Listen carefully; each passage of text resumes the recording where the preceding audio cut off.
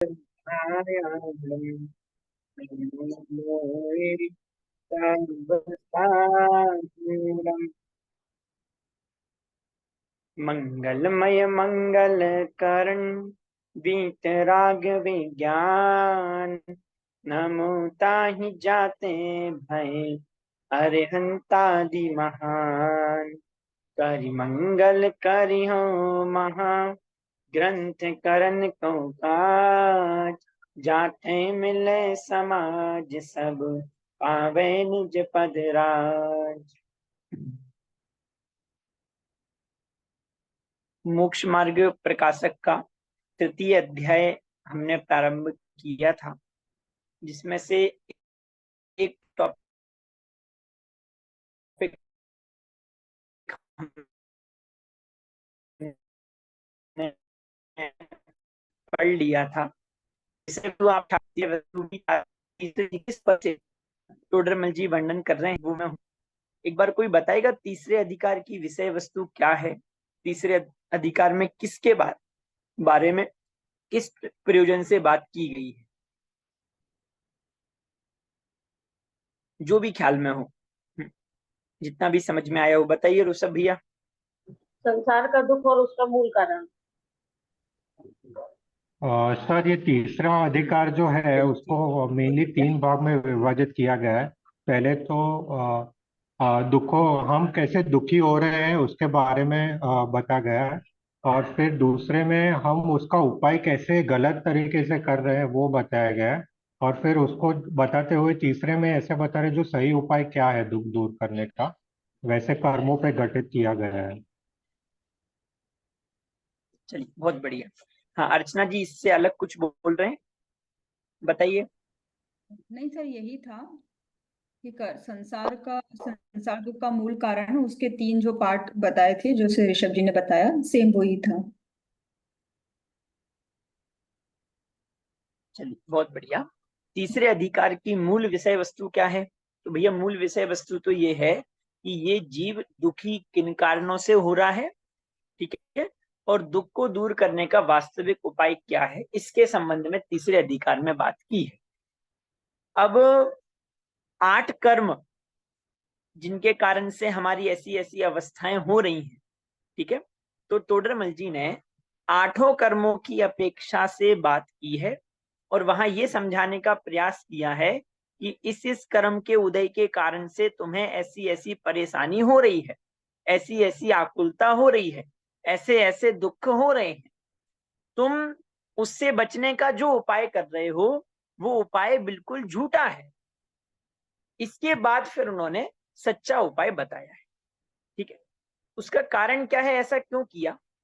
क्योंकि जब तक, जैसे समझो हम अपने दुख किससे शेयर करते हैं या फिर हम किसकी बात सुनते हैं, सुदातम जी भाई सर, जो हमें बहुत अच्छे से समझ पा रहा हो। तो तोडरमल जी ने सबसे ही पहले समीर जी भाई साहब उपाय के बारे में बात नहीं की, सीधा सुखी होने का सच्चा उपाय क्या है इसके बारे में बात नहीं की। मतलब जैसे समझो हम किसी को अपनी बात कहना चाह रहे हैं या फिर हम किसी की बात, किसी की सलाह कब सुनते हैं? जब वो व्यक्ति हमारी पूरी परिस्थिति को समझे। अगर कोई सिर्फ आपको सलाह ही दे तो आप उस बात को बहुत अच्छे से ग्रहण कर पाएंगे क्या? नहीं कर पाएंगे। सीधी सी बात है, जब तक वो व्यक्ति हमें बहुत अच्छे से समझ पा रहा है, हमारी सारी समस्याओं को समझ पा रहा है, हमें बहुत शांति से सुन रहा है, तभी उसके द्वारा बताए हुए समाधान को हम बहुत अच्छे से ग्रहण करते हैं। टोडरमल जी ने भी सबसे पहले क्या दुख है, कैसे कैसे उन दुखों को भोग रहा है, उसमें इस जीव की कैसी कैसी अवस्था हो रही है और ये जो उपाय कर रहा है वो कैसे कैसे झूठे हैं, ये चर्चा करके पहले उस व्यक्ति को अपने से जोड़ लिया। क्यों? क्योंकि अब वो व्यक्ति बहुत शांति से टोडरमल जी की बात सुनेगा। क्यों? क्योंकि टोडरमल जी ने उसे बहुत हल्का किया और एक तरफ उसे ये बताया कि वास्तविकता क्या है, तुम किन किन कारणों से दुखी हो, तो वो बहुत कनेक्ट हो गया। उसके बाद फिर वो इस बात पर जोर दे पाएगा कि हाँ भैया ये सब उपाय कैसे हैं, झूठे हैं और मुझे सच्चा उपाय जानना है। तो टोडरमल जी ने बहुत मनोवैज्ञानिक दृष्टिकोण से ये पूरा अधिकार लिखा है। इसमें हमने ज्ञानावरण दर्शनावरण कर्म के क्षयोपशम से जो दुख हो रहा है और उन दुखों से बचने का जो हम उपाय करते हैं, वे उपाय कैसे झूठे हैं और सच्चा उपाय क्या है, इसके बारे में विस्तार से चर्चा की थी। तो पूरा प्रकरण आपको ख्याल में होगा। बस सारी है। आपको पहले प्रकरण में किसी कोई बात पूछनी हो, कुछ समझ में नहीं आया हो, तो पहले आप लोग वो पूछ सकते हो। उसके बाद फिर अपन आगे नए विषय की ओर बढ़ेंगे। मोहनीय कर्म, ज्ञानावरण दर्शनावरण, उसके बाद मोहनीय कर्म के कारण से कैसी कैसी इस जीव की अवस्था हो रही है और ये जो उपाय कर रहा है वो कैसे झूठे हैं और सच्चा उपाय क्या है, इसके संबंध में अपन चर्चा करेंगे। चलिए, किसी को कोई बात पूछ, कोई बात समझ में नहीं आई हो तो सब क्लियर है?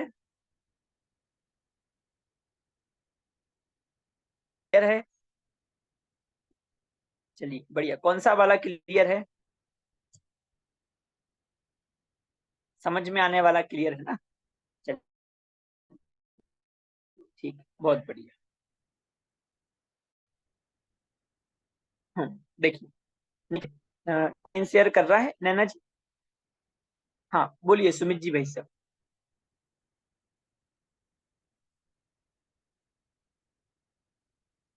भाई साहब आप म्यूट हैं। सुमित जी भाई साहब आप म्यूट हैं, आपकी आवाज नहीं आ रही है। हाँ सर, मैं वो अनम्यूट नहीं कर पा रहा था। मुझे मेरी हाँ आवाज हाँ अभी आ रही बोलिए। है सर?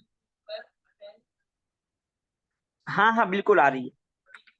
सर ये पेज नंबर 47 में एक्चुअली ये प्रश्न किसी और ने हम्म पूछा था, ये मिश्रित ज्ञान। हम्म। एक बार 47 निकालें। हाँ, कहाँ पर? 47 में फर्स्ट हाँ पैराग्राफ। हाँ, पहला ही पैराग्राफ। मेरे पास थोड़ी पुरानी बुक है। हाँ, but first paragraph he sir अगर हम देखें तो इस पे भी प्रश्न उठा था कि नी केवल ज्ञान का तो अनुभव है नहीं। ये भी प्रश्न उठा था और इसका आपने उत्तर भी बताया था। उसके बाद, तथा मैंने नृत्य नृत्य देखा, राग सुना, फूल सूंघे, शास्त्र जाना, मुझे यह जानना, इस प्रकार ये मिश्रित ज्ञान का अनुभवन है। तो हाँ सर, अगर इस एक तरीके से हम देखें तो अ, जैसे हमने पहले भी डिस्कस किया है कि हम इंद्रियों के थ्रू देखते हैं, पर देखता तो ज्ञान ही है, क्योंकि जानना देखना तो ज्ञान ही कर सकता है। हम्म तो मैंने नृत्य हम्म। देखा। तो ये तो सही बात है ना, तो ये तो ज्ञान में आया कि नृत्य हो रहा है। हाँ हाँ, देखिए इसमें ऐसा है, वो ये समझाना चाह रहे हैं जो निही केवल ज्ञान का तो अनुभव नहीं है,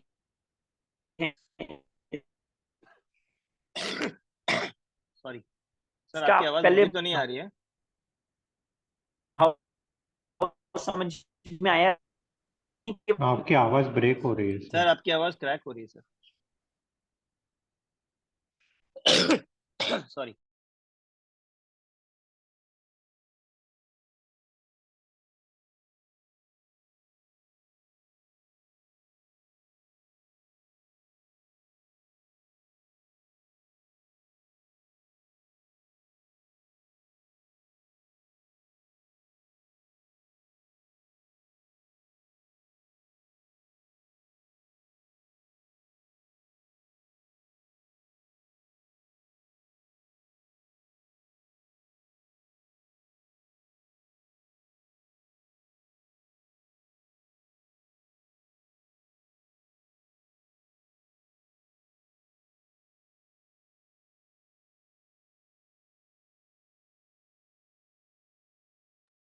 चलिए अब आ रही है आवाज। हाँ सर। आ रही है सर। हाँ चलिए ठीक है, देखिए सबको आ रही है सुमित जी, वैसे अब आ रही है आवाज? हाँ सर। हाँ हाँ, देखिए वहां ऐसा समझना है, नहीं केवल ज्ञान, नहीं केवल ज्ञान का अनुभवन नहीं है, मतलब ज्ञान मात्र का अनुभवन नहीं है। क्योंकि वास्तविकता ये है कि ये जो हम मति ज्ञान, श्रुत ज्ञान, अवधि ज्ञान, मनः पर्यय ज्ञान, केवल ज्ञान, है ना, या फिर यहाँ पर अपन देखें आशीष जी वैसे छायोपसमिक ज्ञान, छायिक ज्ञान, ये सब हम भेद कर रहे हैं कर्म की सापेक्षता से। ज्ञान में वास्तव में ऐसा कोई भेद नहीं है, ज्ञान तो ज्ञान मात्र है। और जब हम अपने वास्तविक स्वरूप की पहचान की बात करेंगे ना, तो वहां मति श्रुत ज्ञान वो तो हमारा वास्तविक स्वरूप है ही नहीं। वैसे ही छायिक ज्ञान भी स्वभाव की दृष्टि से हम उसे नहीं लेंगे, वो भी कर्म की सापेक्षता से अपन उसे छायिक ज्ञान ये संज्ञा दे रहे हैं। तो यहाँ ये समझाना चाह रहे हैं कि जब मैं, जैसे आपने कहा ना कि भैया ये हो तो रहा है जानना, जैसे राग सुनना हो तो रहा है, फूल सूंघना हो तो रहा है, नृत्य देखना हो तो रहा है, लेकिन वास्तविकता ये है हम वास्तव में जो हो रहा है, हमारे द्वारा जो हो रहा है वो तो मात्र जानना ही हो रहा है। हम ज्ञेय मिश्रित ज्ञान जो शब्द का प्रयोग किया है ना, वहां ये समझाना चाह रहे हैं कि ये तो मात्र जानन स्वभावी है, लेकिन ज्ञेय की सापेक्षता से ये उस ज्ञान को समझता है, इसलिए हम उसको कह रहे हैं ज्ञेय मिश्रित ज्ञान। मतलब आप ये समझिए कि जैसे ये दीवाल को जाना, ठीक है, तो ज्ञान जाना, दीवाल यहाँ है, ज्ञान ज्ञान में है, और जो दीवाल जानने में आई, दीवाल जानने में आई, वास्तव में वहां पर है क्या? वहां पर दीवाल नहीं है, वहां है तो सिर्फ ज्ञान ही। मतलब जैसे इसको अपन और सरल करें, दर्पण का उदाहरण यदि अपन लें, समझो ये दर्पण है, ठीक है, दर्पण के सामने, दर्पण के सामने आप खड़े हो, कभी कोई खड़ा है, कोई नहीं खड़ा है, तो सामने दीवाल है, तो जो है वो झलक रहा है। तो वो चीज दर्पण में है क्या? वास्तव में, वास्तव में देखा जाए तो वो दर्पण दर्पण ही है, उस दर्पण में कोई भी चीज नहीं है। वो तो हम जैसे ही सामने होते हैं तो हम दर्पण को अपनी सापेक्षता से देखते हैं, वहां है तो मात्र दर्पण ही। वैसे ही ज्ञान, ज्ञेय मिश्रित जब ज्ञान कह रहे हैं ना, तो वहां ये समझाना चाह रहे हैं कि मैं ज्ञान मात्र हूं, ये आपने कभी अनुभव नहीं किया। आप जो ज्ञेय जानने में आ रहे थे, उस ज्ञेय से सहित ही आपने ज्ञान को माना। मतलब जब भोजन हो रहा है तो आप क्या कर रहे हो? आप तो वास्तव में जान ही रहे हो, पर वो जो ज्ञेय की सापेक्षता से जो मतलब ज्ञेय झलक रहा है, तो उसको हम अपने रूप मान रहे हैं, ये भ्रम है। कि स्पष्ट हुआ आपको मैं क्या समझाना चाह रहा हूं? मेरा जो मूल स्वभाव है वो जानन मात्र है, ज्ञेय की सापेक्षता से हम उस रूप अपने को अनुभव कर लेते हैं, जो हमारे ज्ञान में झलक रहा है उस रूप हम अपने आप को मान लेते हैं। इतनी सी बात है, ठीक है। तो सर एक तरीके से ये कहा जाए कि मतलब मैं अभी, ये तो एक तो पर भी है, और मैं जब स्वयं को जानूं तो ये मैं भी हूँ। हाँ मतलब बात ये है, ये समझाना चाह रहे हैं, ज्ञेयों को जानने का निषेध नहीं है, ज्ञेय तो आपके ज्ञान में झलकेंगे, झलकेंगे ही। उसका निषेध है ही नहीं। पर आप अपने आप को उस रूप मान रहे हो, आपने ज्ञान को उस रूप मान लिया, ये भूल है। ये तो सर्वज्ञ भगवान के ज्ञान में भी झलक रहे हैं, और ज्ञेयों का ज्ञान में झलकना वो दुख का कारण नहीं है। प्रवचन सार जी में अलग से प्रकरण उठाया, उनने कहा कि भैया अरिहंत भगवान भी तो जानने रूप क्रिया कर रहे हैं ना, तो वहां समाधान दिया, और उस समाधान में बहुत अच्छा प्रकरण है कि अरिहंत भगवान के ज्ञान में ज्ञेय तो झलक रहे हैं, लेकिन अरिहंत भगवान ज्ञार्थ परिणमन नहीं कर रहे। पिछली कक्षा में भी अपनी बात हुई थी, जब ज्योति जी ने इसका अर्थ भी पूछा था, तब भी मैंने आप लोगों को स्पष्ट किया था, ज्ञार्थ परिणमन नहीं कर रहे हैं, मतलब गेय जानने में आना वो गेयार्थ परिणमन करना नहीं है, पर अपने ज्ञान में जो गेय झलक रहे हैं उस रूप ही अपने को मान लेना, या फिर वहां हेर फेर करने की भावना रखना, या फिर ज्ञान गेय में झलक रहा है तो उस समय आकुलित होना। जैसे समझो आपके घर में कोई परिस्थिति बन रही है, ठीक है, वास्तव में वो आपके ज्ञान का गेय ही है। वो हो क्या रहा है, जो परिस्थिति बन रही है आशीष जी भाई साहब, वो सिर्फ अपने ज्ञान में झलक रही है। हम गेय मिश्रित ज्ञान का अनुभवन करने से दुखी होते हैं। दादा का जो पूरा अंतिम जो व्याख्यान चल रहा था ना, समाधि का सार सहजता, उसका मूल हार्द यही था। तो ये समझाना चाह रहे थे कि ज्ञान में जो गेय झलक रहा है, आप उसको रोकने का प्रयास मत करो। हम क्या करते हैं, जैसे समझो समीर जी, वैसे हमें अगर उपाय के रूप में कुछ सोचना चाहते हैं ना, तो उपाय के रूप में हम यही सोचते हैं कि हम गेयों से भागने लगे। अरे भैया ऐसा कैसे हो रहा है, मुझे ये नहीं जानना, मुझे इससे बचना है। तो वे वही समझाना चाह रहे थे कि ये उपाय नहीं, ज्ञान में गेय झलक रहे हैं, उनको झलकने दो, हमें क्या करना है, उससे प्रभावी नहीं। यानी रिएक्ट नहीं करना है। मतलब देखिए बात ये है, वो सारी चीजें हैं, आप जिस गुण स्थान में हो उसके हिसाब से वैसी वैसी ही प्रवृत्ति आपकी होगी, लेकिन वहां हमें मूल ये समझना है कि मेरा ज्ञान स्वभाव क्या है। मैं मात्र जानने वाला हूं, मैं कुछ कर धरने वाला नहीं हूं। और जो गेय ज्ञान में झलक रहे हैं वो गेय गेय में है, ज्ञान ज्ञान में है। ठीक है, स्पष्ट हुआ? चलिए भैया जय बढ़िया। जिनेन्द्र।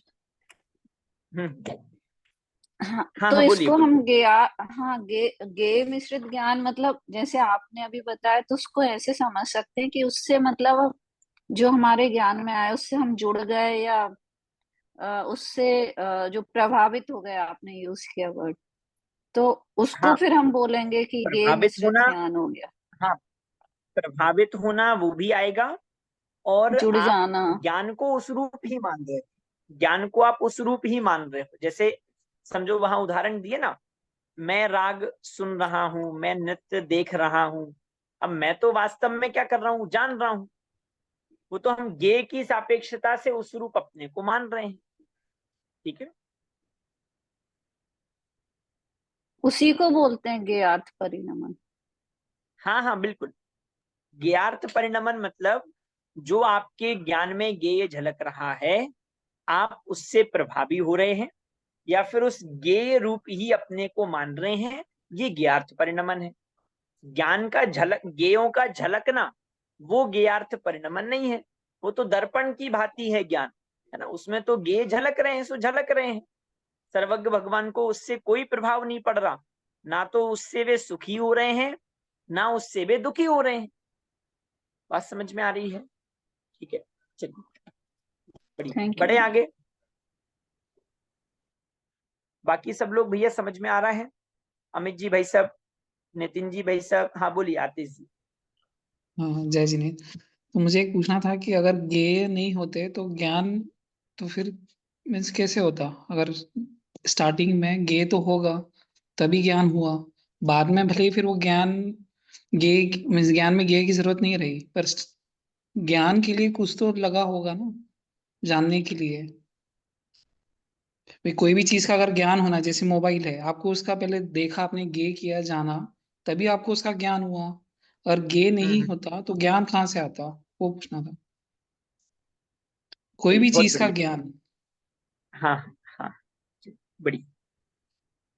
देखिए पहली बात तो ये कि उस पदार्थ संबंधी क्षयोपशम का होना बात अलग है। हम ये नहीं कहेंगे, सुनना ध्यान से, हम ये नहीं कहेंगे कि भैया गैस था तब ज्ञान आया। वो तो मतलब आप समझो हमारे फंडामेंटल में ही परेशानी हो जाएगी। वो तो फिर जैसे बौद्ध मान रहे हैं ना कि तदुत्पत्ति और तदाकारता, बौद्ध ये मानते हैं कि ज्ञान उस पदार्थ से ही उत्पन्न हुआ है और उस पदार्थ के ही आकार का है। मतलब उनके तर्क हैं उसके पीछे, वे ये कह रहे हैं कि जैसे अभी समझो आप समीर जी भाई साहब, आप बैठे हो, ठीक है, आपको अभी मेरे ही ज्ञान हो रहा है।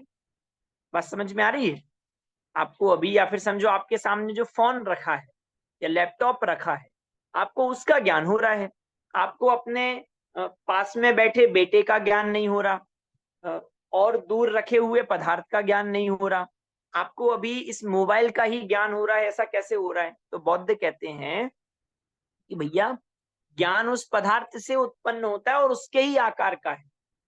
तो उनका आर्गुमेंट ये है, तर्क ये है कि ये जो आपको अभी मोबाइल का ही ज्ञान हो रहा है ना, तो किस कारण से हो रहा है कि आप वो मोबाइल से ही ज्ञान उत्पन्न हुआ और आपका जो ज्ञान है वो मोबाइल के ही आकार का है। इसको कहते हैं बौद्ध का तदुत्पत्ति और तदाकारता का सिद्धांत। पर आचार्य देव ने उसका खंडन किया कि नहीं भैया ऐसा नहीं है, वो जड़ पदार्थ है, उस जड़ पदार्थ से ज्ञान उत्पन्न नहीं हो सकता। फिर बौद्धों ने प्रति प्रश्न किया, तो फिर आप ये बताओ कि फिर आपके यहाँ ये व्यवस्था कैसे बैठ रही है? कि बात समझ में, प्रश्न समझ में आया आपको? पूरी डिबेट समझ में आई? अभी तक की डिबेट समझ में आई? कहाँ से बात खड़ी हुई थी, क्या बौद्धों का तर्क था? तो फिर हमने कहा कि नहीं, ज्ञान पदार्थ से उत्पन्न नहीं होता, क्यों? क्योंकि पदार्थ तो जड़ है और ज्ञान चेतन है। तो फिर बौद्धों ने प्रति प्रश्न किया, वे कह रहे हैं कि फिर आप ये बताओ ये व्यवस्था कैसे बैठ रही है आशीष जी भाई साहब, की आप अभी इसी गेय को जान रहे हो, उस गेय को नहीं जान रहे, ये व्यवस्था कैसे बैठ रही है? तो इसका उत्तर आचार्य देव ने दिया, स्ववर्ण लक्षण क्षयोपम योग्यता ही प्रतिनियत मर्तम व्यवस्था पयति, कि जिस जीव के जितना जिस संबंधी पदार्थ का क्षयोपम होने की योग्यता होती है। अब क्षयोपम को किससे जोड़ा? स्वावरण क्षयोपम लक्षण योग्यता, मतलब योग्यता को किससे जोड़ा? पहले देखो क्रमशः कि भैया जिस जीव की जितनी योग्यता होती है उतना जानना होता है। कि भैया योग्यता मतलब क्या? तो जिस जीव का जितना क्षयोपम होता है, जिस पदार्थ संबंधी क्षयोपम होता है, उस जीव को वही पदार्थ जानने में आता है। जैसे अभी हम इतने पदार्थ को जान रहे हैं, बहुत सारे पदार्थों को नहीं जान पा रहे, या उस पदार्थ को नहीं जान पा रहे, इस पदार्थ को ही जान रहे हैं। अरे बहुत बार तो ये हो रहा है कि हम सब कुछ जान रहे हैं, हमारे सर पर रखा हुआ चश्मा नहीं जान पा रहे। क्यों? ऐसा क्यों हो रहा है? ऐसा इसलिए हो रहा है कि उस पदार्थ के ज्ञान संबंधी क्षयोपम होने की योग्यता अभी नहीं है, इसलिए वो पदार्थ जानने में नहीं आ रहा। और इस पदार्थ ये हमारे अभी जानने में आए, इस पदार्थ संबंधी क्षयोपम की योग्यता है, इसलिए ये पदार्थ जानने में आ रहा है। ये बात क्लियर हुई? तो हमें इसमें समझाना मुझे ये था कि पदार्थ से ज्ञान हो रहा है, ज्ञेय से ज्ञान हो रहा है, ज्ञेय है इसलिए ज्ञान आया, ऐसा नहीं। ज्ञान तो त्रिकाल विद्यमान है। ठीक है, क्लियर हुई? बात समझ में आ रही है? जानन स्वभाव तो हमेशा विद्यमान ही है। ठीक है, कि भैया फिर हम ये व्यवहार कैसे बनेगा कि ये था, इसको मैंने जाना तो इसका मुझे ज्ञान हुआ, ये था, इसको मैंने जाना तो इसका मुझे ज्ञान हुआ। ये बात सही है, आपका ज्ञान स्वभाव आपका खुद का है, वो पर से नहीं आ रहा है। ठीक है, पर इसको जाना, बात समझ में आ रही है? इसको जाना तो हम इसकी सापेक्षता ले रहे हैं ना, तब हम ये कहते हैं ये पदार्थ है और इस पदार्थ का जानना हमें हुआ। मतलब उस समय भी आतिश जी भाई सब दोनों स्वतंत्र हैं, ज्ञेय भी स्वतंत्र है और ज्ञान भी स्वतंत्र है। बस बात इतनी सी है कि अभी इस पदार्थ को जानने संबंधी क्षयोपम था तो हमने इसको जाना, इसको जाना तो इसके संबंध में हमें जानकारी हुई। तो ज्ञान इससे नहीं आया, ज्ञान स्वभाव तो था ही, वो उसका इस संबंधी आवरण हट गया। मतलब अभी आपको इस पदार्थ संबंधी क्षयोपम नहीं था और अभी आपको इस पदार्थ संबंधी क्षयोपम हो गया, ये वो पदार्थ आपके जानने में आ गया। ठीक है, बात समझ में आई? तो इससे दो चीजें हमें समझना है, एक तो हमारा मूल स्वभाव है, वो ज्ञान जो स्वभाव है वो पर की सापेक्षता नहीं रखता, पहली बात। और दूसरी बात, हम जिस पदार्थ को जान रहे हैं उस पदार्थ को जान पा रहे हैं, ये नक्की योग्यता से हो रहा है, ज्ञान उस पदार्थ से उत्पन्न नहीं हो रहा। ठीक है, क्लियर? ये सारी बातें आपको समझ में आई? और डिटेल है पर मैंने आपको बहुत संक्षेप में सारी बातें समझाई हैं। ठीक है, स्पष्ट है? बढ़े आगे? जी बोर तो नहीं हो गए भैया? कठिन तो नहीं पड़ रहा है? चलिए बढ़िया।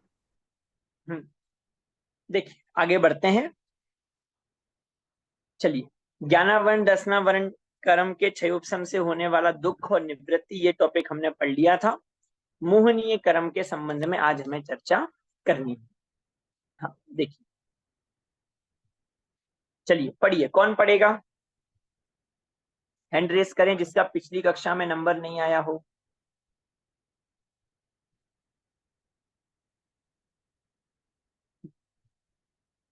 हाँ, जिनके वीडियो बंद हैं पढ़ेंगे? भैया मैं कामनी? पढ़ूं क्या?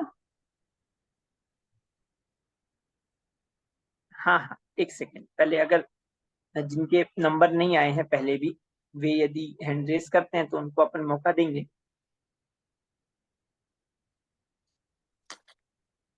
चलिए ठीक, पढ़िए ज्योति जी, पढ़िए। मोहनीय कर्म के उदय से होने वाले दुख और उससे निवृत्ति। मोह का उदय है सो दुख रूप ही है, किस प्रकार तो कहते हैं। दर्शन मोह से दुख और उससे निवृत्ति। प्रथम तो दर्शन मोह के उदय से मिथ्या दर्शन होता है, उसके द्वारा जैसा इसके श्रद्धान है वैसा तो पदार्थ होता नहीं है, जैसा पदार्थ है वैसा ये मानता नहीं है, इसलिए इसको आकुलता ही रहती है। जैसे पागल को किसी ने वस्त्र पहना दिया, हाँ वह पागल चलिए, उस रुकिए वस्त्र। रुकिए, पहले एक बार इस टॉपिक के संबंध में आप लोग थोड़ा समझ लें, फिर आप पढ़ेंगे तो आपको सारी बातें बहुत शांति से समझ में आएंगी।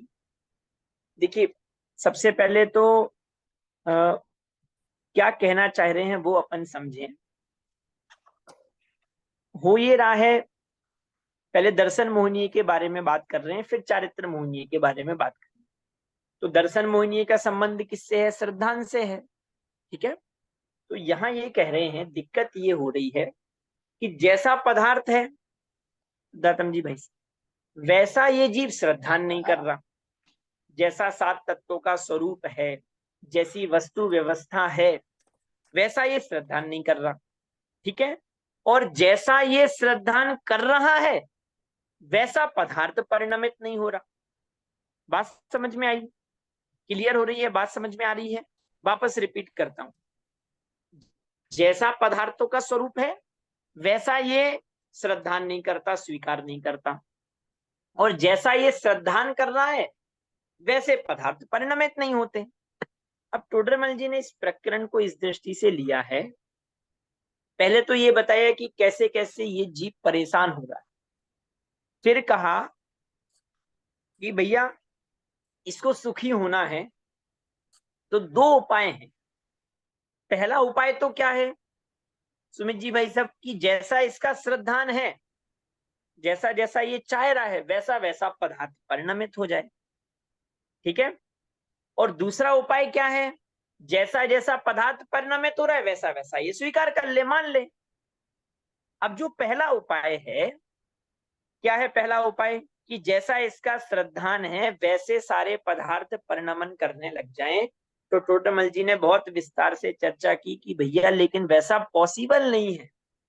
वो आपने बहुत बार लाइन सुनी होगी, अनादि निधन वस्तुएं भिन्न भिन्न अपनी अपनी मर्यादा में परिणमित हो रही हैं, कोई किसी के परिणमन कराने से परिणमित नहीं होती, कोई किसी के अधीन नहीं है और कोई किसी के परिणमन कराने से परिणमित नहीं होती। ये जो पंक्ति है वो इसी प्रकरण की है। तो यहाँ टोडरमल जी इससे ये बताया उनने कि भैया सब वस्तुएं स्वतंत्र हैं। तो आप जो पहला उपाय चाह रहे हो कि आपके श्रद्धान के अनुसार ये सारे पदार्थ परिणमित हों, सो तो पॉसिबल नहीं है। फिर क्या उपाय बचा? उपाय भैया यही है कि जैसे पदार्थ हैं तुम वैसा श्रद्धान करो।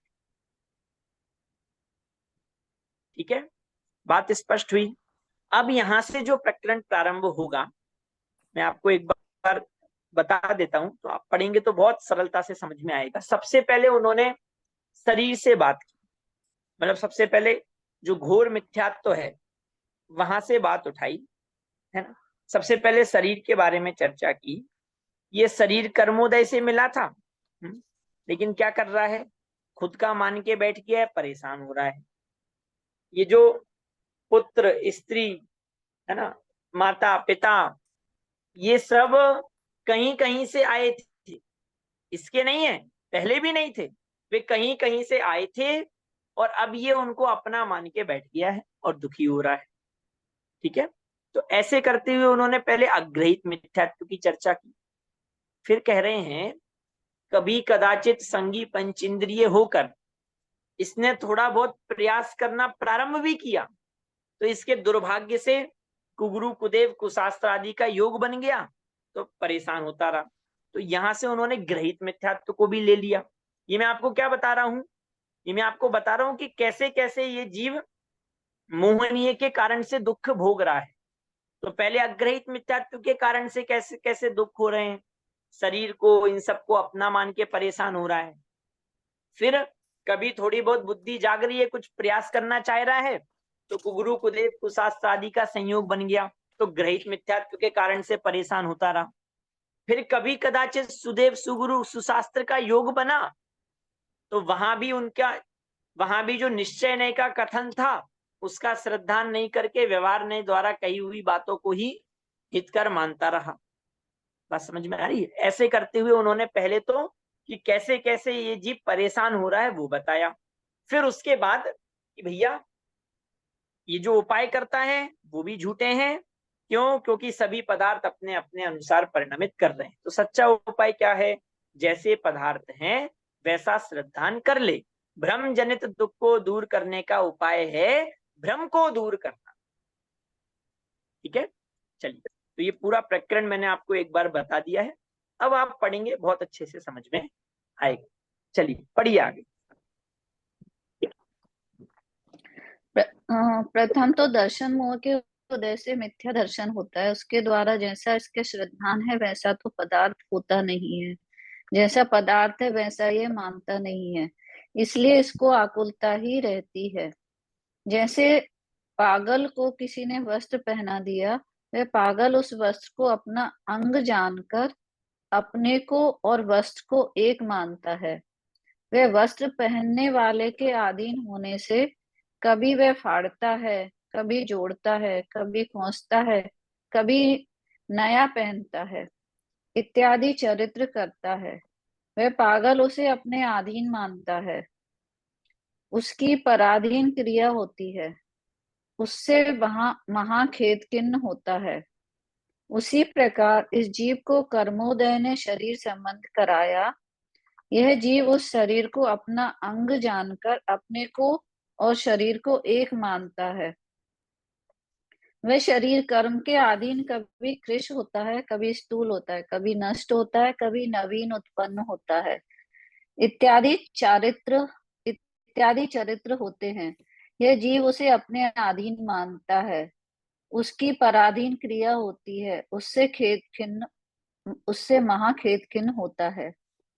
तथा जैसे जहां वह पागल ठहरा था वहां मनुष्य, घोड़ा, धनादिक कहीं से आकर उतरे, वह पागल उन्हें अपना जानता है। वे तो उन्हीं के अधीन कोई आते हैं, कोई जाते हैं, कोई अनेक अवस्था रूप परिणमन करते हैं। वह पागल उन्हें अपने अधीन मानता है। उनकी पराधीन क्रिया हो तब खेद खिन्न होता है।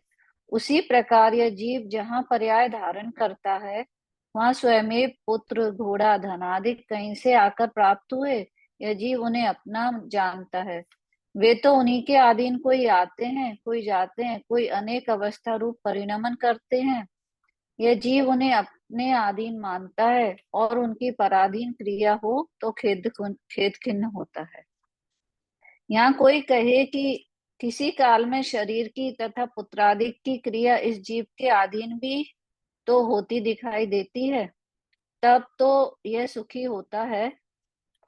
समाधान: शरीर के भवितव्य की और जीव की इच्छा की विधि मिलने पर किसी एक प्रकार जैसे वह चाहता है वैसे कोई परिणमित होता है।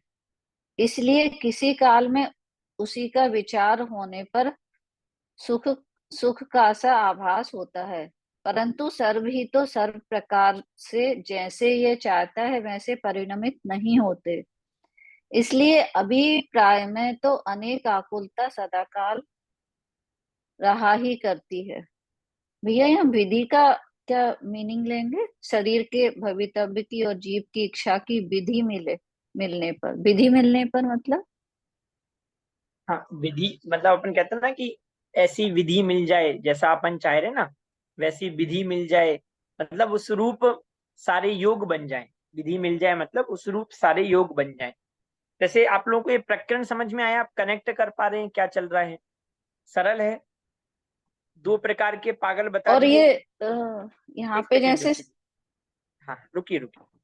दो प्रकार के पागल बता दिए, वो आप लोगों को समझ में आए, है ना? सबसे पहले पागल के उदाहरण के माध्यम से क्या समझाया? तो मैंने जो आपको पॉइंट बताया था ना, शरीर, जैसे वो पागल को कपड़े दिए, वैसे ये हमें भी शरीर मिला। ये कर्मोदय से ही तो मिला है, कर्मोदय से हमें ये शरीर मिला। ठीक है, तो जैसे वो वस्त्र के साथ कर रहा है, वैसे ही हम शरीर के साथ कर रहे हैं। तोडरमल जी ने सीधा पागल नहीं कहा, लेकिन कह रहे हैं कि भैया यदि तुम भी शरीर की देखभाल वैसे कर रहे हो तो तुम भी कौन हो? ठीक है। वैसे ही फिर पागल। उन्होंने दूसरा उदाहरण दिया कि जैसे समझो रेलवे स्टेशन पर जाएं हम, सुदातम जी भाई साहब, और वहां कोई व्यक्ति, आप जैसे भोजन कर रहे हो, वो आपसे कहने लग जाए भैया क्या कर रहे हो आप, क्यों भोजन कर रहे हो, मैंने तो आपसे कहा ही नहीं। आप उठ के जाने लग जाओ, वो कहे अरे भैया कहाँ जा रहे हो, रुको यहीं। तो आप क्या कहोगे? नैना जी से कहोगे भैया चलो जल्दी, पागल आदमी है। बात समझ में आ रही है? वैसा ही हमारे साथ हो रहा है। हम भी सब अलग अलग जगह से आए हैं, परिवार में जितने भी हैं सब पता नहीं कहाँ कहाँ कौन कौन सी योनियों में भटकते हुए आए हैं। अब वो स्टॉप है। बात समझ में आ रही है? अब वो व्यक्ति क्या चाह रहा है? सबको अपने अनुसार परिणमित कराना चाह रहा है। अब फिर उसके बाद प्रश्न उठा कि भैया आप जो बात श्रोता ने प्रश्न उठाया कि आप जो बात कह रहे हो वो ठीक है, पर कभी कभी तो हमारे अनुसार कार्य होते हुए देखा जा रहा है। तो टोडरमल जी उसका उत्तर दे रहे हैं, भैया भ्रम में मत रहो। वो तो कभी कभी विधि मिल जाती है। किसकी विधि मिल जाती है? कि तुम जैसा सोच रहे हो उसी समय उस पदार्थ के वैसे परिणमन होने की कदाचित विधि मिल जाती है। तुम्हारे करने से हुआ ऐसा नहीं है। और ये बात साधारण सी है। 5 लोग हैं, ठीक है, 4 तुम्हारे अनुसार, तुम्हारे कहे अनुसार परिणमन नहीं कर रहे, एक तुम्हारे अनुसार कहे परिणमन कर रहा है। इसका मतलब ये है कि भैया वो एक भी तुम्हारे कहे अनुसार परिणमन नहीं कर। पांच ही के 5 अपनी अपने योग्यता से परिणमन कर रहे हैं। वो तो एक की योग्यता उस समय वैसे परिणमन करने की थी जैसा तुम चाह रहे थे। तुम चाह रहे हो उसके हिसाब से कोई भी पदार्थ परिणमित नहीं हो रहा। ये बात हमें समझ में आ जानी चाहिए। ठीक है, चलिए। हाँ बोलिए, क्या पूछ रहे थे? नहीं ठीक है भैया, हो गया, वो क्लियर हो गया। ठीक, चलिए। सरल है, पढ़े आगे। हाँ, पढ़िए। तथा किसी काल में किसी प्रकार इच्छा अनुसार परिणमित होते देखकर कहीं यह जीव शरीर पुत्रादिक में अहंकार ममकार करता है, सो इस बुद्धि देखो से। कभी ऐसा हो जाए कि मान लें अरे भैया मेरा पुत्र है, मैंने कहा ही था ऐसा ही होने वाला है, देखो भाई हुआ, मेरा पुत्र है, मेरी नहीं मानेगा तो किसकी मानेगी? अरे मूर्खानंद, अभी तुम जैसा चाह रहे थे उस समय उसके वैसे परिणमन की योग्यता थी, तो वो कार्य होता हुआ दिख रहा है। अभी मत इठलाओ, क्यों? क्योंकि तुम्हारे अनुसार ही वो कार्य करता रहेगा, ऐसा कभी हो ही नहीं सकता। ठीक है, चलिए। सो इस बुद्धि से उनको उत्पन्न करने की, बढ़ाने की तथा रक्षा करने की चिंता में निरंतर व्याकुल रहता है। नाना प्रकार कष्ट सहकर भी उनका भला चाहता है। तथा जो विषयों की इच्छा होती है, कषाय होती है, बाह्य सामग्री में इष्ट अनिष्टपना मानता है, अन्यथा उपाय करता है, सच्चे उपाय की श्रद्धा नहीं करता। अन्यथा कल्पना करता है। सो इन सब का मूल कारण एक मिथ्या दर्शन है। उसका नाश होने पर सबका नाश हो जा हो जाते हो जाता है। इसलिए सब दुखों का मूल यह मिथ्या दर्शन है। ठीक है, स्पष्ट हुआ? चलिए बढ़िया, पढ़िए आगे। यहाँ जैसे भैया ये बोल रहे हैं सच्चे उपाय की श्रद्धा नहीं करता, मतलब जैसे कि यहाँ पे उसका अन्यथा श्रद्धान ऐसे हो गया कि सब तो अपने अपने अनुसार परिणमित हो रहे हैं, बट उसको लगता है कि ये मेरे अनुसार परिणमित हो, या उनको करने की तो कर्तृत्व बुद्धि आ गई, एकत्व ममत्व कर्तृत्व बुद्धि। हाँ, उसके कारण से परेशान हो रहा है। सच्चा श्रद्धांत तो क्या था, जैसा पदार्थ परिणमित हो रहा है वैसा मान ले, पर वैसा श्रद्धांत करता नहीं है। ठीक है, तो कह रहे हैं ये सब जो भी हो रहा है, इन सब का मूल क्या है? इन सब का मूल मिथ्या दर्शन है। अब यहां तक जो बात थी वो अग्रहित मिथ्यात्व की मुख्यता से थी, फिर इसको थोड़ा सा ग्रहित मिथ्यात्व से भी जोड़ा और ग्रहित मिथ्यात्व को भी लिया। देखिए पढ़िए आगे। तथा उस मिथ्या दर्शन के नाश का उपाय भी नहीं करता। अन्यथा श्रद्धान को सत्य श्रद्धान माने, तब उपाय किस लिए करे। तथा संगी पंचेंद्रिय कदाचित तत्व निश्चय करने का उपाय विचारे, वहां अभाग्य से कुदेव कुगुरु कुशास्त्र निमित्त बने, तो अतत्व श्रद्धान पुष्ट हो जाता है। वह तो जानता है कि इनसे मेरा भला होगा, परंतु वे ऐसा उपाय करते हैं जिससे ये अचेत हो जाए। वस्तु स्वरूप का विचार करने को उद्यमी हुआ था, सो विपरीत विचार में दृढ़ हो जाता है, और तब विषय कषाय की वासना बढ़ने से अधिक दुखी होता है। तथा कदाचित सुदेव सुगुरु सुशास्त्र का भी निमित्त बन जाए, तो वहां उनके निश्चय उपदेश का तो श्रद्धान नहीं करता, व्यवहार श्रद्धान से अतत्व श्रद्धानी ही रहता है। वहां मंद कषाय हो तथा विषय की इच्छा घटे तो थोड़ा दुखी होता है, परंतु फिर जैसे का तैसा हो जाता है। इसलिए ये संसारी जो उपाय करता है वे भी झूठे ही होते हैं। अब देखो टोडरमल जी ने तथा क्या लिखा, मंद मंद कसाय हो तथा विषय की इच्छा घटे तो थोड़ा दुखी होता है, मतलब सुखी नहीं होता। होता सिर्फ ये है कि दुख की जो सीमाएं थी वो दुख की ही थोड़ी सी कमी होती है। ये इंद्रिय जनित सुख है ना, ये क्या है, ये दुख की ही थोड़ी कमी है। दुख जा नहीं रहा है। जैसे समझो जैसे पंचेंद्रिय विषय भोगों के पीछे जो भाग रहे हैं, ये बहुत प्रैक्टिकल बात है, अपन खुद सोचें। जैसे प्रवचन सार जी में भी जब ये पूछा कि भैया देव गति के जीव कहाँ से दुखी हैं, आप ये बताओ। हमें तो सुखी सुख दिख रहा है, जो उनको चाहिए विचार कर रहे हैं वो सब मिलता जा रहा है, और आप कह रहे हो दुखी। तो वहां प्रवचन सार जी में इतना बढ़िया तर्क दिया। वे कह रहे हैं कि भैया दुख के बिना विषय में व्यापार हो सकता नहीं। वे पंचेंद्रिय विषय भोगों में भाग रहे हैं ना, एक विषय को छोड़ के दूसरे विषय के पीछे भाग रहे हैं, उसको छोड़ के तीसरे विषय के पीछे भाग रहे हैं, इससे ही पता चल रहा है कि वे दुखी।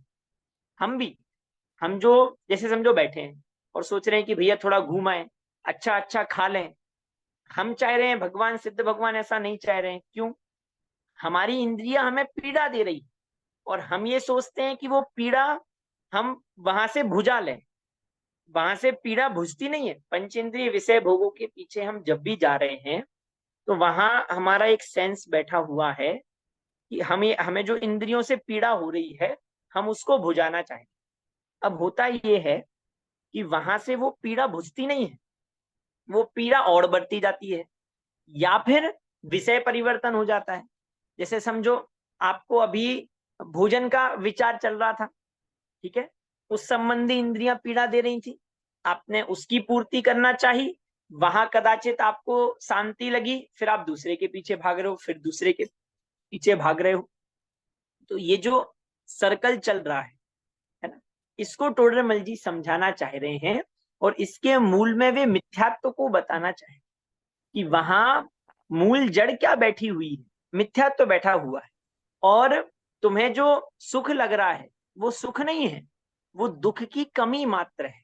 मतलब आप ये समझो, भोग हमें सुख नहीं दे रहे, होता क्या है।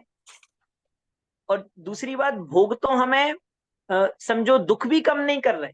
वो जो हमारी मंद कसाय है, वो मंद कसाय सिर्फ दुख को कम कर देती है। समझना ये है कि भोग और वो मंद कसाय वो हमें वास्तविक सुख नहीं दे रही। भोग तो दुखी दे रहे हैं, और मंद कसाई भी दुख को कम कर रही है, सुख हमें नहीं दे रही। सुख तो कब मिलेगा? जब हम अपने वास्तविक स्वरूप का आश्रय लेंगे, जब हम ये पहचान जाएंगे कि सुख वास्तव में है कहाँ, और मेरा क्या स्वरूप है, मेरी सत्ता क्या है, ये समझ में आने पर ही सुख मिल सकता है। जैसे पदार्थ परिणमित कर रहे हैं, वैसा श्रद्धान होने पर ही सुख हो सकता है। ठीक है, चलिए बढ़िया। भाई साहब एक चीज तथा पूछनी इस संसारी के थी। एक चीज पूछनी थी भाई साहब, कि जैसे क्या, मेरी आवाज आ रही है? हाँ आ रही बोलिए। हाँ, जैसे अभी हमने इसमें पढ़ा कि कोई भी कुछ भी हमारे अनुसार परिणमित नहीं होता। ये बात ठीक है। अभी हमने ये बाहर की बात करी, यदि हम अपने अंदर की उसमें बात करें कि जैसे जीव जो भी कहते हैं जैसा भाव करता है वैसे उसका कर्म बनता है, या निर्जरा होती है उसके हिसाब से जैसे वो भाव करता है, तो क्या ये कर्मों का बंधना या निर्जरा होना, क्या ये हमारे फिर अधीन नहीं हुआ? और यदि ये कह दिया जाए कि अच्छा ये अधीन नहीं है, जैसे अब मैं तो ये चाहूंगा मेरी आज ही सारी निर्जरा हो जाए, मुझे तो आज ही मोक्ष हो जाए, मैं क्यों रुकूं इतना? ठीक है, तो फिर ये कहा जाता है कि जब तत्समय की योग्यता होगी तभी होगा। तो फिर इसमें भी एक पराधीनता ही आ गई। मतलब आप समझ मैं क्या कहना चाह रहा हूँ, कि ये फिर ये हमारे अधीन है कि हम इसके पराधीन है? और अगर जब मोक्ष होना है तो फिर अपने आप हो जाएगा, फिर मैं अपने भाव कम करूं, मतलब अच्छे करूं या बुरे करूं, उससे क्या ही फर्क आ जाएगा? तो इसमें अधीनता या पराधीनता किस प्रकार से रहेगी? देखिए वहां ये है कि जैसे हम ये कह रहे हैं ना भैया, जैसे आप परिणाम कर रहे हो वैसा बंधन हो रहा है, और परिणाम कर रहे हो उसके आधार से निर्जरा हो रही है। जैसे आपके शुद्ध परिणामों की वृद्धि हो रही है और अशुद्ध परिणाम घट रहे हैं, उससे निर्जरा हो रही है। अशुद्ध परिणामों की वृद्धि से आश्रव बंध हो रहा है। तो भैया वो जो कर्म बंधन हो रहा है, कर्मों की निर्जरा हो रही है, वो हमारे अधीन है क्या? वास्तविकता ये है, ना तो हम उसके अधीन हैं, ना वो हमारे अधीन। यही निमित्त नैमित्तिक संबंध है। निमित्त नैमित्तिक संबंध इतने घने हैं कि उससे हमें कर्ता कर्म संबंध की भूल हो जाती है। बात समझ में आ रही है? जैसे समझो इस जीव के जैसे परिणाम हो रहे हैं, ठीक है, उस हिसाब से कर्मों में भी वैसा वैसा, जैसे समझो संक्रमण हो रहा है, या उत्कर्षण अपकर्षण हो रहा है, बंधन हो रहा है, निर्जरा हो रही है, तो वहां निमित्त नैमित्तिक संबंध तो है, लेकिन फिर भी ये जीव उस कर्म का कर्ता नहीं है, और वो कर्म इस जीव के कर्ता नहीं। मतलब आप ये समझो कि हम कर्म के उपशम की सापेक्षता से औपसमिक भाव कह रहे हैं, क्षय की सापेक्षता से क्षयिक भाव कह रहे हैं। ऐसा होते हुए भी, ऐसा कहे जाने पर भी हमारे भाव कर्म के अधीन हो, कर्म हमारे भाव के अधीन हो, तो नहीं है। वहां मात्र निमित्त नैमित्तिक संबंध की ही घनिष्ठता है। हम वहां कुछ कर रहे हैं ऐसा नहीं है, ये बात हमें वहां समझ में आनी चाहिए। तो अधीनता नहीं है, तो क्या फिर भाई दोनों साहब फिर स्वतंत्र हमारे हैं। भाव भी उस हमारे समय अधीन उनके, नहीं है? भाई सब कर्मों के उस समय वैसे परिणमन की योग्यता थी, और उसी समय आपके वैसे परिणाम की योग्यता थी। जैसे अभी आगे आएगा ना, काकतालीय न्याय वगैरह की भी बात करेंगे, तो वहां भी वे स्पष्ट करेंगे कि वो तो हो ये रहा है, उसी समय ताली बजनी थी, उसी समय कौवे को उड़ना था, उसी समय पेड़ वृक्ष से फल गिरना था, सबका काल सेम था। ठीक है, पर वहां पर उनके करने से हुआ, सो नहीं है।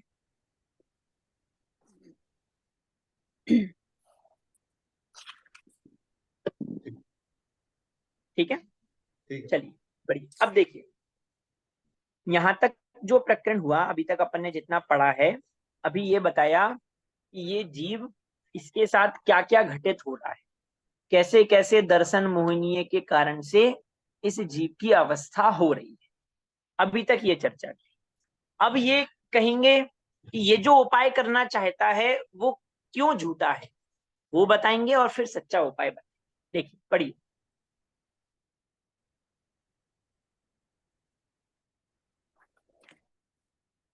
तथा संसारी के एक यह उपाय कि स्वयं को जैसा श्रद्धान है, यदि वे परिणमित हों तो इसका सच्चा श्रद्धान हो जाए। परंतु अनादि निधन वस्तुएं भिन्न हैं, कोई किसी के अधीन नहीं है, कोई किसी के परिणमित कराने से परिणमित नहीं होती हैं। उन्हें परिणमित कराना चाहे वह कोई उपाय नहीं है, वह तो मिथ्या दर्शन ही है। सो सच्चा उपाय क्या है? जैसा पदार्थ का स्वरूप है वैसा श्रद्धा हो जाए तो सर्व दुख दूर हो जाए। जिस प्रकार कोई मोहित होकर मुर्दे को जीवित माने या जलाना चाहे तो आप ही दुखी होता है, तथा उसे मुर्दा मानना और यह जलाने से जलेगा नहीं ऐसा मानना, सो ही उस दुख के दूर होने का उपाय है। उसी प्रकार मिथ्या दृष्टि होकर पदार्थों को अन्यथा माने, अन्यथा परिणमित कराना चाहे तो आप ही दुखी होता है, तथा उन्हें यथार्थ मानना और यह परिणमित कराने से अन्यथा परिणमित नहीं होंगे ऐसा मानना, सो ही उस दुख के दूर होने का उपाय है। भ्रम जनित दुख का उपाय भ्रम को दूर करना ही है। सो भ्रम दूर होने से सम्यक श्रद्धान होता है, वही सच्चा उपाय है, वही सत्य उपाय है। उपाय जानना।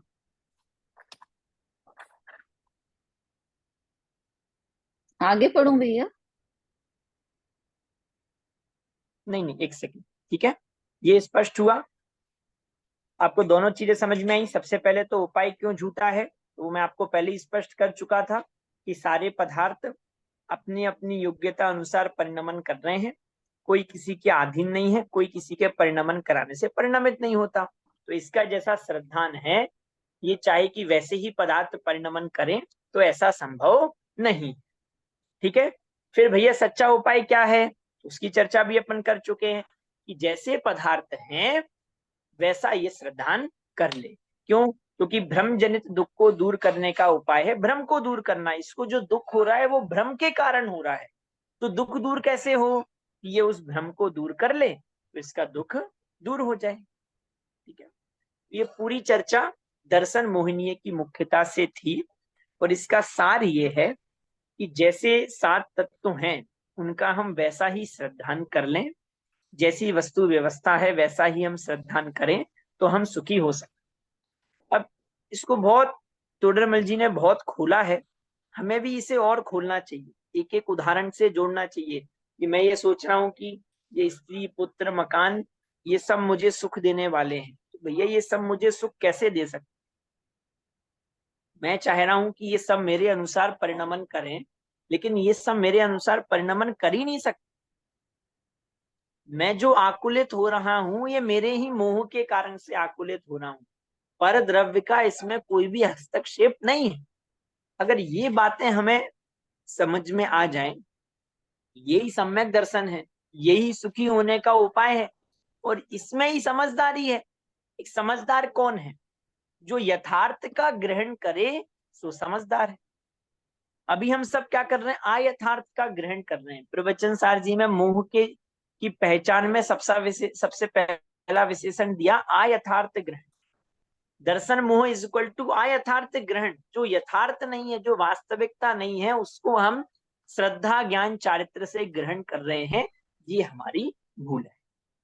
ठीक है। चलिए, अब चारित्र मोहिनी का प्रकरण है, इसको भी हमें बहुत शांति से समझना है। यहाँ एक दृष्टिकोण बहुत जरूरी है। हर पूरे आगम में जहां भी हम सुन रहे हैं समझ रहे हैं, सब जगह ज्यादातर जोर, पूजा जी, दर्शन मोहिनीय के अभाव का दिया है। तो हमें क्या लगता है अर्चना जी कि दर्शन मोहिनीय ही हमें दुख दे रही है, लेकिन वास्तविकता ये है कि चारित्र मोहिनीय भी बहुत वजनदार है, वो भी कसाय है। जितनी जितनी कसाय है उतनी उतनी आकुलता इस जीव को होती है कि भैया फिर दर्शन मोहिनीय पर क्यों जोर दिया। अरे दर्शन मोहिनीय के अभाव हुए बिना चारित्र मोहिनीय के अभाव की बात ही खड़ी नहीं होती, इसलिए दर्शन मोहिनीय पर इतना जोर दिया है। लेकिन सिर्फ दर्शन मोहिनीय का ही अभाव करना है, चारित्र मोहिनीय दुख को देने वाली नहीं है, ऐसा नहीं है। जितनी कसाय है उतना दुख होगा। मैंने बीच में चर्चा की भी थी, आप ये बताओ रामचंद्र जी, अभी अभी मैं 2-3 बार ये उदाहरण दे चुका हूं और मुझे भी बहुत बार ये बात ख्याल में आ रही है कि जितनी हमारी कसाय है वो हमें दुख देती ही है, चाहे महापुरुष ही क्यों ना हो। कसाय इज इक्वल टू दुख। ऐसा नहीं है कि महापुरुषों की कसाय उन्हें दुख नहीं देगी। रामचंद्र जी हैं, वे विलाप कर रहे हैं, पेड़ पौधों से पूछ रहे हैं सीता कहाँ है मेरी, बताओ सीता कहाँ है मेरी। बेहोश हो रहे हैं, रुदन कर रहे हैं। क्यों? आशीष जी भाई सब खुश होते हुए कर रहे होंगे। ये उनकी कसाय है, ये चारित्र मोहिनी बैठी है और वो उन्हें आकुलता दे रही है। कुछ बात समझ में आ रही है, स्पष्ट हो रहा है? तो जितनी कसाय है उतना दुख है। जब हम ये कह रहे हैं कि भैया सम्यक दृष्टि जीव भोग भोगते हुए भी सुखी है, भोग भोगते हुए भी उसके निर्जरा हो रही है, इसका मतलब ये नहीं है कि भोग से निर्जरा हो रही है। भोग से तो बंधन ही हो रहा है, और जितना उसे भोगने का भाव है उतना उसे दुख ही हो रहा है। ये भ्रम में मत रहना कि सम्यक दृष्टि के जीव भोग, सम्यक दृष्टि के भोग सुख को दे देंगे, या फिर सम्यक दृष्टि की कसाई भी सुख को देने वाली है। नहीं, भोग और कसाई किसी के भी हो वो दुख को ही देने वाले हैं। ये निर्णय तो हमारा हो ही जाना चाहिए। ठीक है, बहुत। हाँ बोलिए रीना जी, कुछ पूछ रहे हैं? जी, दर्शन मोहिनी और चारित्र मोहिनी में क्या डिफरेंस है? हाँ, दर्शन मोहिनी का संबंध मुख्य रूप से मिथ्यात्व से है, और चारित्र मोहिनी का संबंध मुख्य रूप से कसाय से है, राग द्वेष से। क्रोध मान माया लोभ राग द्वेष, ये सब चारित्र मोहिनी की प्रकृति है, और दर्शन मोहिनी का संबंध मिथ्यात्व से है। ठीक है सर। बोलिए पूजा जी। सर मुझे वो वाला आंसर ना बहुत अच्छे से क्लियर नहीं हुआ जो अभी आशीष जी ने पूछा था कि निर्जरा जब हम कर रहे हैं तो यानी वो तो हमारे हाथ में है कि नहीं है। तो आप बोले, आपने जो बताया कि सब चीजें अपने ही आप हो रही हैं, अगर तो मीन्स हमारे हाथ में क्या है फिर? नहीं, सब चीजें अपने आप हो रही हैं मतलब उस द्रव्य का परिणमन उसके अधीन है। आपके हाथ में क्या है? आपके हाथ में जानना देखना है, सुखी होना है, शुद्ध परिणाम करना है। आपको परद्रव्य का काम क्यों करना है? हम गुलाम थोड़ना है, परद्रव्य का काम करने बैठेंगे। इसलिए वस्तु व्यवस्था में ये व्यवस्था ही नहीं रखी कि आप परद्रव्य का कुछ कर सको। भैया सब अपना अपना ही कर रहे हैं, सब अपना अपना ही भोग रहे हैं। ना तो परद्रव्य का कोई करता है, धरता है, हरता है, भोगता है, कुछ नहीं कर सकता। ना तो परद्रव्य आपका कुछ कर सकता है, ना आप परद्रव्य में कुछ कर सकते हो। सारी व्यवस्थाएं बिल्कुल स्वतंत्र। आज स्वतंत्रता दिवस है ना, आज स्वतंत्रता दिवस है कि नहीं? सुबह स्वाध्याय में बात चल रही थी, वहां भी मैंने ये बात कही कि जैसे स्वतंत्रता दिवस अपन मना रहे हैं आशीष जी भाई साहब, वास्तविकता ये है कि स्वतंत्र तो पहले भी थे। आज के दिन मैं स्वतंत्र हूं, मैं किसी के अधीन नहीं हूं। ये बात लोगों को समझ में आ गई थी। कुछ बात समझ में आ रही है? अच्छा, आप ये मुझे बताओ कि स्वतंत्रता दिवस अपन मना रहे हैं, स्वतंत्र हुआ भारत, तो उसमें क्या हो गया? भारत में कुछ घट गया हो, बढ़ गया हो, कोई बहुत बड़ी उपलब्धियां हो गई हो, कहीं से कुछ वर्षा हो गई हो, सोने चांदी बरस गए हो, क्या हुआ? क्या वहां हुआ? सिर्फ यही, स्वतंत्र तो लोग बाग थे ही, उनने ये बात उन्हें समझ में आ गई कि भैया हम स्वतंत्र हैं, हम क्यों फालतू में दूसरे के अधीन बैठे।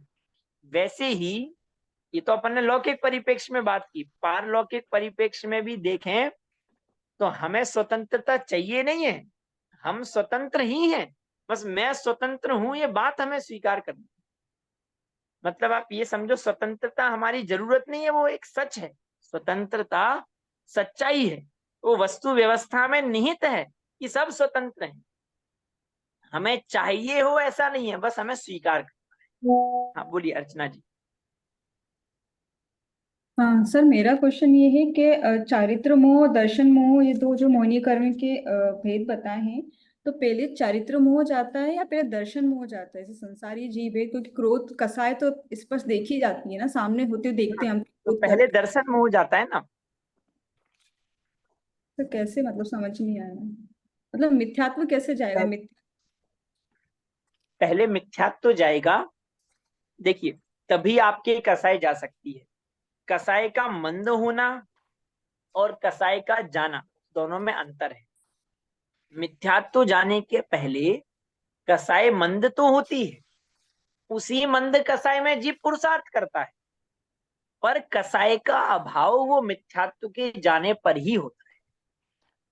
जो हम विशुद्धि लब्धि कह रहे हैं, वो विशुद्धि लब्धि कसाय का अभाव नहीं है, वो कसाय की मंदता है। बात समझ में आ रही है? फिर जब इस जीव को सम्यक तो होता है, मिथ्यात्व का अभाव होता है, तब वास्तव में उसके बाद कसाय जाना प्रारंभ होती है। गुणस्थान का क्रम भी वही है। चतुर्थ गुणस्थान हुआ, उसके बाद फिर असंयम जा रहा है, कसाय जा रही है। उसके पहले असंयम गया, उसको असंयम गया कहते ही नहीं है। इसलिए ही तो सम्यक दर्शन होने के पहले जब हम ये कह रहे हैं कि चारित्र चारित्र संज्ञा को प्राप्त नहीं हो रहा, ऐसा क्यों? क्योंकि कसाय गई नहीं, और कसाय के जाए बिना वो चारित्र प्रकट हुआ ऐसा हम कह नहीं सकते कि भैया कसाय मंद तो हो रही है, बिल्कुल हो रही है। मंद कसाय के बल पे उन्होंने द्रव्यलिंग धारण कर लिया, बाहर में निर्दोष 28 मूल गुणों का पालन हो रहा है, लेकिन कसाई नहीं गई, तो हम उनको अभी भी चारित्रवान नहीं कह रहे हैं।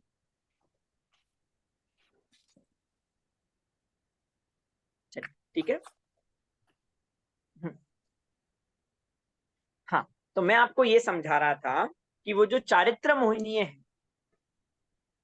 वो चारित्र मोहिनी भी दुख देती है। तो अभी अपन को इस प्रकरण में ये समझना है कि चारित्र मोहिनी कैसे कैसे इस जीव को दुख दे रही है। और आप ये प्रकरण को पढ़ के इतना व्यवस्थित आपके खुलासा होगा, आपको वो बात बहुत अच्छे से समझ में आएगी, आप उसको कनेक्ट कर पाओगे कि हाँ भैया ये तो मेरे साथ भी होता है। आपको ऐसा रहेगा आशीष जी भाई सब, ये सब वो जो जैसे अपन पिक्चर चलती है ना, आपके दिमाग में अपनी और जो भी आप जगत को देख रहे हो ना, वो सारा पिक्चर आपके दिमाग में चलेगा। भैया क्रोध में तो हम भी ऐसे ही करते हैं, ये लोग भी ऐसे ही करते हैं, अरे मान में तो इनके साथ भी ऐसा ही होता है, हमारे साथ भी ऐसा ही होता है। वो आपके पूरी पिक्चर चली।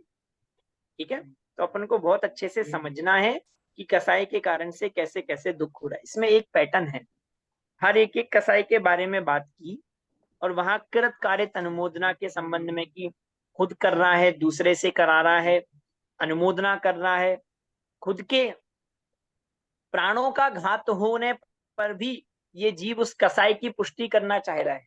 आगे जाके तो ये सिद्ध किया कि मरण से भी ज्यादा पीड़ा कसाई की है, इसलिए तो कसाई की पुष्टि में मरण को भी नहीं गिन रहा। क्रोध कसाय आने पर मरण भी नहीं देख रहा, मान कसाय होने पर अपना खुद का मरण भी नहीं देख रहा। इसका मतलब कसाई की पीड़ा मरण से भी ज्यादा है। ठीक है, तो वो प्रकरण बहुत अच्छा है, बहुत शांति से आपको पढ़ना है, खुद ही आपको विचार करना है। ठीक है, चलिए पढ़िए। चारित्र मोह से दुख और उससे अर्चना जी निवृत्ति। कुछ पूछ रहे हैं? नहीं सर, पढ़ने के लिए हैंड रेस किया था। ओके, कोई बात अच्छा नहीं। हाँ चलिए, अब पढ़िए, आप पढ़िए। हाँ। चारित्र मोह, चारित्र मोह के उदय से क्रोध आदि कसाय रूप तथा हास्य आदि 9 कसाय रूप जीव के भाव होते हैं। तब यह जीव क्लेशवान होकर दुखी होता हुआ विहल होकर नाना प्रकार के कुकर्मों में प्रवृत्ता है, सो ही दिखाते हैं। जब इसके क्रोध कषाय उत्पन्न होती है तब दूसरे का बुरा करने की इच्छा होती है और उसके अर्थ अनेक उपाय विचारता है। मर्मच्छेदी गाली प्रदान रूप वचन बोलता है, अपने अंगों से और शस्त्र पाषाण आदि से घात करता है। अनेक कष्ट सहकर तथा धन आदि खर्च करके व मरण आदि द्वारा अपना भी बुरा करके अन्य का बुरा करने का उद्यम करता है, अथवा औरों से बुरा होना जाने तो औरों से बुरा कराता है, स्वयं ही उसका बुरा होता है तो अनुमोदना करता है। उसका बुरा होने से अपना कुछ भी प्रयोजन सिद्ध ना हो तथापि उसका बुरा करता है, तथा क्रोध होने पर कोई पूज्य या इष्ट जन भी बीच में आए तो उन्हें भी बुरा कहता है, मारने लग जाता है, कुछ विचार नहीं करता, तथा अन्य का बुरा ना हो तो अपने अंतरंग में आप ही बहुत संतापवान होता है और अपने ही अंगों का घात करता है तथा विषादि से मर जाता है। ऐसी अवस्था क्रोध होने से होती है। तथा जब इसके मान कषाय उत्पन्न होती है तब औरों को नीचा व अपने को ऊंचा दिखाने की इच्छा होती है और उसके अर्थ अनेक उपाय सोचता है। अन्य की निंदा करता है, अपनी प्रशंसा करता है व अनेक प्रकार से औरों की महिमा मिटाता है, अपनी महिमा करता है और महाकष्ट से जो धन आदि का संग्रहण किया उसे विवाह आदि कार्यों में खर्च करता है तथा कर्ज लेकर भी खर्चता है। मरने के बाद हमारा यश रहेगा ऐसा विचार कर अपना मरण करके भी अपनी महिमा बढ़ाता है। यदि कोई अपना सम्मानाधिक ना करे तो उसे भयाधिक दिखाकर दुख उत्पन्न करके अपना सम्मान कराता है, तथा मान होने पर कोई पूज्य बड़े हो उनका भी सम्मान नहीं करता, कुछ विचार नहीं रहता। यदि अन्य नीचा और स्वयं ऊंचा दिखाई ना दे तो अपने अंतरंग में आप बहुत संतापवान होता है और अपने अंगों का घात करता है तथा विषादिक से मर जाता है। ऐसी अवस्था मान कसाई की होती है। तथा जब इसके माया कसाय उत्पन्न होती है तब छल द्वारा कार्य सिद्ध करने की इच्छा होती है। उसके अर्थ अनेक उपाय सोचता है, नाना प्रकार कपट के वचन कहता है, शरीर की कपट रूप अवस्था करता है, बाह्य वस्तुओं को अन्यथा बतलाता है तथा जिनमें अपना मरण जाने ऐसा भी छल करता है। कपट प्रकट होने पर स्वयं का बहुत बुरा हो, मरणाधिक हो, उनको भी नहीं गिनता तथा माया होने पर किसी पूज्य व इष्ट का भी संबंध बने तो उनसे भी छल करता है, कुछ विचार नहीं रहता। यदि छल द्वारा कार्य सिद्ध ना हो तो स्वयं बहुत संतापवान होता है, अपने अंगों का घात करता है तथा विष आदि से मर जाता है। ऐसी अवस्था माया कसाय होने पर होती है। तथा जब इसके लोभ कसाय उत्पन्न हो तब इष्ट पदार्थ के लाभ की इच्छा होने से उसके अर्थ अनेक उपाय सोचता है, उसके साधन रूप वचन बोलता है, शरीर की अनेक चेष्टा करता है, बहुत कष्ट सहता है, सेवा करता है, विदेश गमन करता है, जिसमें मरण होना जाने वह कार्य भी करता है। इनमें बहुत दुख उत्पन्न हो तो ऐसा प्रारंभ करता है तथा लोभ होने पर पूज्य व इष्ट का भी कार्य हो वहां भी अपने प्रयोजन साधता है, कुछ विचार नहीं रहता। तथा जिस इष्ट वस्तु की प्राप्ति हुई है उसकी अनेक प्रकार से रक्षा करता है। यदि इष्ट वस्तु की प्राप्ति ना हो या इष्ट का वियोग हो तो स्वयं संतापवान होता है, अपने अंगों का घात करता है तथा विष आदि से मर जाता है। ऐसी अवस्था लोभ होने पर होती है। इस प्रकार कषाय से पीड़ित हुआ इन अवस्थाओं को प्रवत्ता है। देखिए, अभी ये जो चर्चा की चारों कसाई की अपेक्षा से, इसके बाद नो कसाई, हास्य, रति, अरति, शोक, भय, जुगुप्सा, स्त्री वेद, पुरुष वेद, नपुंसक वेद, उसकी अपेक्षा से चर्चा करेंगे।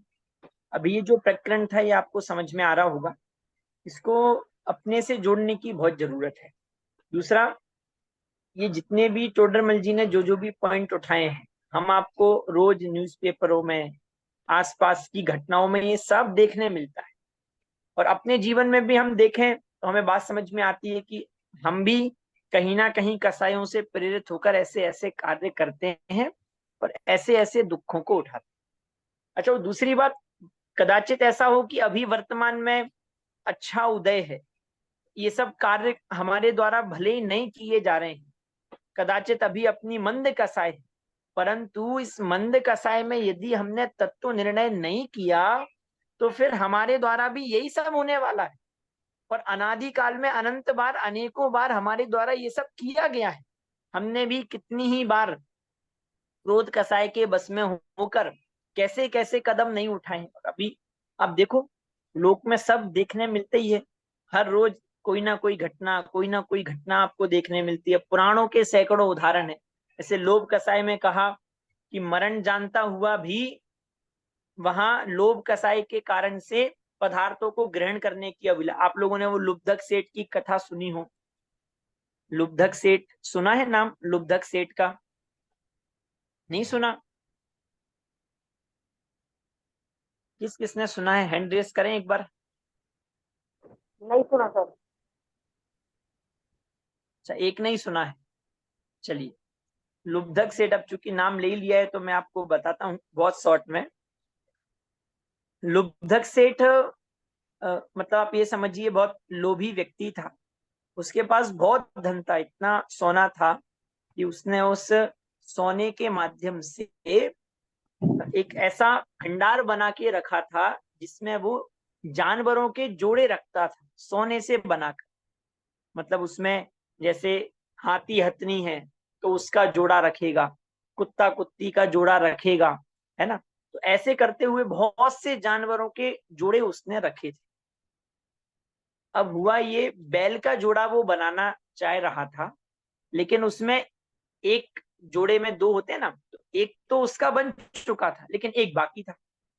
अब उसके लिए वो ये चाह रहा था कि भैया और धन इकट्ठा करूं, लेकिन उसी समय बहुत तेज बारिश उसके गांव में होती है। और वो बारिश इतनी तेज होती है कि पिछले 3 दिनों से वो बारिश रुकी ही नहीं रही। उस समय अब ऐसी परिस्थिति में राजा ये आज्ञा देते हैं कि भैया सबके पास इतनी व्यवस्था तो हमने की ही है कि सब अपने घर पर ही बैठे बैठे 6-7 दिन करीबन भोजन कर सके। तो जो गरीब से गरीब लोग भी हैं वे भी कि भैया भले ही हम कम भोजन कर लें लेकिन प्राण तो बचे रहे। बात समझ में आ रही है? ऐसा सोचकर घर से बाहर नहीं निकलते। लेकिन ये व्यक्ति, इसके पास तो इतना धन है, इतना धन है कि इसकी आगे की 7 पीढ़ी भी बैठे बैठे भोजन कर लें, यदि नहीं कमाए तो भी। तो 7 दिन का गुजारा तो बहुत आसानी से हो सकता है। लेकिन चूंकि लोभ के कारण उसको ये लग रहा है कि भैया मुझे ये जोड़ा पूरा करना है, जोड़ा पूरा करना है, ये बारिश तो पता नहीं कब रुकेगी, मुझे तो धन चाहिए और धन चाहिए। ऐसा विचार करके इतनी तेज बारिश में भी वो नदी पार करके व्यापार के लिए, धन इकट्ठा करने के लिए जाने लगता है। वहां महल पे रानी खड़ी होती है और वो रानी देखती है, राजा से कहती है कि मुझे आज बहुत पहली बार इतना दुख हो रहा है और पहली बार ऐसा लग रहा है कि आपने राज्य भार अच्छे से नहीं संभाला। आपके होते हुए भी अपनी प्रजा में कोई इतना गरीब है कि वो थोड़े दिन भी अपनी व्यवस्था नहीं कर पा रहा है। इतनी घनघोर वर्षा में भी उसे आजीविका के लिए या फिर अपना पेट भरने के लिए इतनी घनघोर वर्षा में भी बाहर निकलना पड़ रहा है। राजा भी परेशान होता है कि भैया हमने तो पहले से ही सब व्यवस्था बनाकर रखी है, फिर ऐसी परिस्थिति कैसे बन रही है। वो अपने कुछ सैनिकों को भेजता है कि जाओ और उसको लेकर आओ। सैनिक जाते हैं और उसको लेकर आते हैं। राजा पूछते हैं, हमें बहुत दुख हो रहा है कि हम आपकी इतनी भी व्यवस्था पहले से नहीं बना पाए कि आपको ये सब कार्य ना करना पड़े। आप बताइए आपको किसकी जरूरत है, कितना धन आपको चाहिए? तो वो कहता है कि महाराज मुझे कुछ नहीं चाहिए, बस एक बैल चाहिए। तो महाराज कहते हैं, अरे, वो कहते हैं अपने सिपाहियों से, जाओ इनको लेकर जाओ, अपने पास तो ढेर सारे जानवर हैं और जो ये चाहते हैं, जितने ये चाहते हैं इनको दे दो। वो जाता है, निरीक्षण करके आता है और महाराज से कहता है, महाराज जैसा बैल मुझे चाहिए वैसा बैल तो आपके पास नहीं है। महाराज आश्चर्य में भी सोच रहे हैं कि भैया जहां जैसे जैसे भी जिस जिस प्रकार के भी जानवर हैं वे सब हमारे यहाँ हैं। इस भले आदमी को कैसा बैल चाहिए? तो वो कहता है कि आप कभी आइए तो मैं आपको बताऊं कि मुझे कैसा बैल चाहिए। महाराज तुरंत व्यवस्था बनाकर उसके साथ जाते हैं। जैसे ही वहां पहुंचते हैं, देखते हैं, आश्चर्य में आ जाते हैं। वे विचार करते हैं कि कैसा लालची जीव है। तब एक घटना और घटती है। वहां चूंकि राजा पधारे हैं तो उसकी स्त्री सोने से भरा हुआ थाल महाराज के सम्मान में ले आती है। तो वो ऐसा होता है ना, बहुत बार आप लोगों को भी अनुभव हुआ होगा। अब कोई साधारण मेहमान चला आए और आपकी पत्नी या फिर माता जी 500 की जगह 2100 या 5100 का टीका लेकर आ जाएं, तो आप लोगों की जैसी आंखें होती है ना, तो वैसे ही उसको ये लग रहा है कि मैं कहाँ तो सोना इकट्ठा कर रहा हूं और ये थाल भरा सोना राजा के स्वागत में लेकर आ गई, है ना। तो वो उसको बहुत टेढ़ी निगाहों से देखने लगता है। तो राजा समझ जाते हैं, राजा और खेद खिन्न होते हैं कि मेरा इतना अपमान, और राजा बिना बातचीत किए वहां से चले जाते। फिर ऐसे करते हुए, बहुत लंबी चौड़ी घटना है, पुराण में आप पढ़ें, फिर वो भटकता हुआ ऐसे ही करते हुए अपने ही घर के, उसका ही घर में जो सब खजाना था उसमें ही सांप बन जाता है। फिर अपने पुत्र, उसके ही पुत्र, अब चूंकि इतनी गृद्धता थी, इतनी लालसा थी, तो उसके ही पुत्र खजाने से सोना लेने आए तो उनको ही डसने लग जाए, तो उसके ही पुत्र उसको मार डालते हैं। फिर नरक निगोदों में भटकता हुआ पता नहीं कितने दुखों को भोगता है। तो एक छोटा सा उदाहरण दिया एक कसाई का। तोडरमल जी ने जितने भी विशेषण दिए हैं वे सब हमें घटित करते हुए देखना चाहिए और उससे ये विचार करना चाहिए, भैया ये कसाई से यदि नहीं बचे तो ऐसे ऐसे दुख हमें भोगने पड़े। मान कसाई निरंतर परेशान करती है, दूसरों को नीचा दिखाना चाहता है, खुद अपने आप को ऊंचा दिखाना चाहता है, मायाचारी में निरंतर परेशान होता है। और दूसरी बात यह है, कसाई व्यक्ति के निमित्त से दूसरा दुखी हो या नहीं हो वो तो उसके उदय के अधीन है, पर वो कसाई व्यक्ति तो 100% दुखी होगा ही होगा। आप मायाचारी करके दूसरे को दुखी कर पाओ नहीं कर पाओ वो उस दूसरे के उदयाधीन है, पर आप तो 100% दुखी हो। तो ये पूरे प्रकरण को उस दृष्टि से हमें समझना चाहिए। अब आगे 9 कसाई की अपेक्षा से बात कर रहे हैं कि 9 कसाई के कारण से ये जीव कैसे कैसे दुख को भोगता है। चलिए पढ़िए आगे। इस प्रकार कसाय और 9 कसाय से अवस्थाएं होती हैं। हाँ आतिश जी भाई सब कुछ पूछ रहे हैं? जी एक क्वेश्चन था। अपन तो ये जितनी भी बातें कर रहे हैं जैसे ही संगी पंचेंद्रिय से रिलेटेड कर रहे हैं, कषाय या जो भी है, तो मुझे ये जानना था कि भाई संगी पंचेंद्रिय के अलावा जो जीव होते हैं एक इंद्रिय से लेकर, तो उनमें कषाय का क्या सिस्टम रहता है? हाँ देखिए, पहली बात तो 2 प्रश्न हो गए यहाँ कि ये अपन से जोड़कर क्यों कर रहे हैं। वो तो समझ में आ रहा है कि ये शास्त्र तो किन के लिए लिखे जा रहे हैं, हम आपके लिए लिखे जा रहे हैं, तो इसलिए हमसे जोड़कर बात कर रहे हैं। ठीक है। अब दूसरा प्रश्न ये कि भैया फिर उन लोगों के कसाय है कि नहीं, तो उनके कसाय तो है, बात समझ में आ रही है, पर वो कसाय ऐसी है और इतनी है कि हम उसे व्यक्त नहीं कर पा रहे। मतलब जैसे समझो पंच इंद्रिय जो त्रियंच हैं, ठीक है, उनकी कसाय तो हम व्यक्त कर भी पा रहे हैं।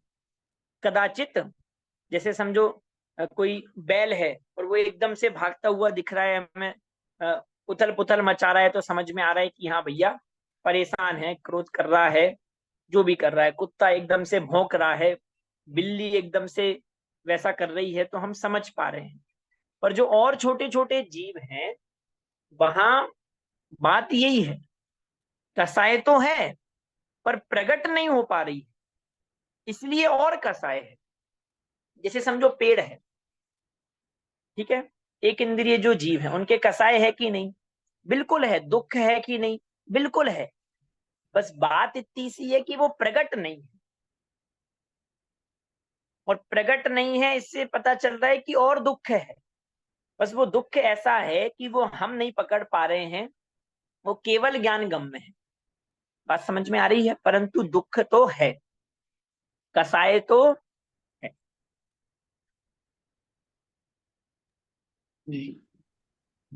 सर एक चलिए, इंद्रिय जीव के 9 कसाएं भी होती है, 9 कसाई, ये हाथ से रति अरति, ये भी होगी एक इंद्रिय जीव के? हाँ बिल्कुल, ये सारी कसाएं हैं, बस प्रकट नहीं है कि भैया वो, ऐसा मत समझना वो पिक्चरों में पेड़ को वो बीच में वो आपको सफेद सफेद हंसता हुआ दिखता है, वैसा कुछ पेड़ हंसता हो, ऐसा नहीं है। बात समझ में आ रही है? वहां उन जीवों के कसाए हैं पर प्रकट नहीं है। देखिए बात ये है, आपको पता है जितनी प्रकटता नहीं है ना, उतनी उतनी संक्लिष्टता है। जैसे सबसे ज्यादा संक्लिष्ट परिणाम किसके हैं? तो जो अपन कह रहे हैं ना, एक श्वास में 8-10 बार, एक श्वास में 18 बार जन्म मरण कर रहा है, अब उसके अपन कसाए पकड़ नहीं पा रहे। एक श्वास में जो 8-10 बार जन्म मरण कर रहा है, उसकी कसाए अपन पकड़ नहीं पा रहे कि कितनी कसाए है, कैसी कसाए है। लेकिन वहां पर सबसे ज्यादा संक्लिष्ट परिणाम है।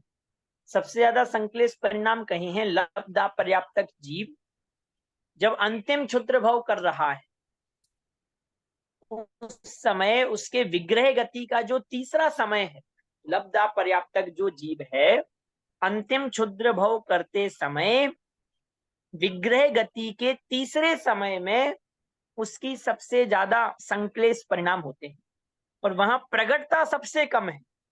प्रकटता वहां पर सबसे कम है, संक्लेश परिणाम सबसे ज्यादा है। ठीक है, तो हमें ये नहीं समझना है कि प्रकट नहीं दिख रहे हैं मतलब कसाय नहीं है, कसाय तो उनके भी है।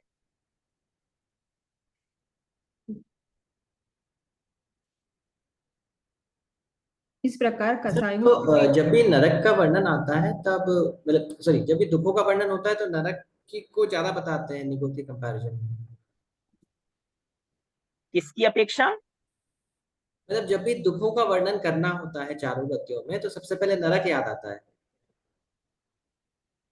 हाँ हाँ, नहीं पर वहां पर बात ये है, त्रियंच से जो हमने कल्पना कर रखी है ना, त्रियंच जीवों से जो हमने कल्पना कर रखी है, वो हम आपको जो त्रियंच गति के जीव दिख रहे हैं उस अपेक्षा से अपन विचार कर रहे हैं।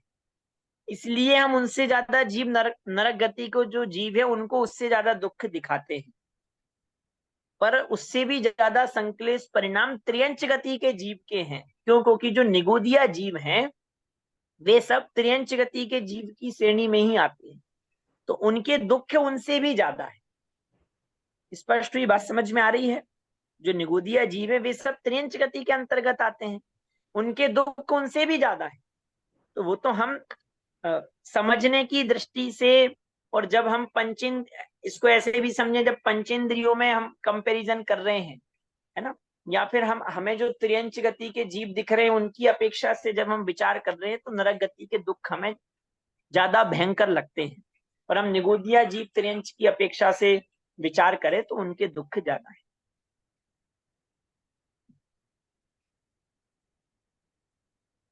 हाँ बोलिए रीना जी। सर यदि क्वेश्चन आ जाए, मान लीजिए कि त्रंच गति में ज्यादा दुख है या नरक गति में, तो त्रंच गति माना जाएगा? अब देखिए आप ऐसे, अगर जब अपन कोई बच्चों वाली परीक्षाएं दे रहे हैं और आपसे ऐसे एमसीक्यू टाइप प्रश्न पूछा जा रहा है, तो वहां आप यही कहोगे कि भैया नरक गति के जीव ज्यादा दुखी हैं। पर जब अपन गहराई से विचार कर रहे हैं तो वहां त्रियंच जो निगोदिया जीव हैं वे ज्यादा दुखी हैं। ठीक है सर।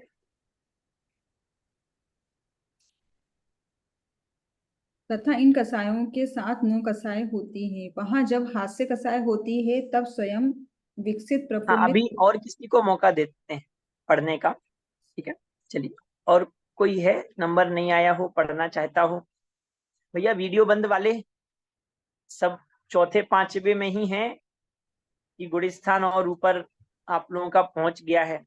अच्छा चलिए, भैया मैं बढ़िया। सफर में हूँ इसलिए नहीं पढ़ पा रहा हूँ, कार में हूँ। हाँ हाँ हाँ, चलिए ठीक है। हाँ आपने रीना जी हैंड रेज पढ़ने के लिए किया है? जी सर। अच्छा पढ़िए पढ़िए। इन कसायों के साथ 9 कसाय होती है।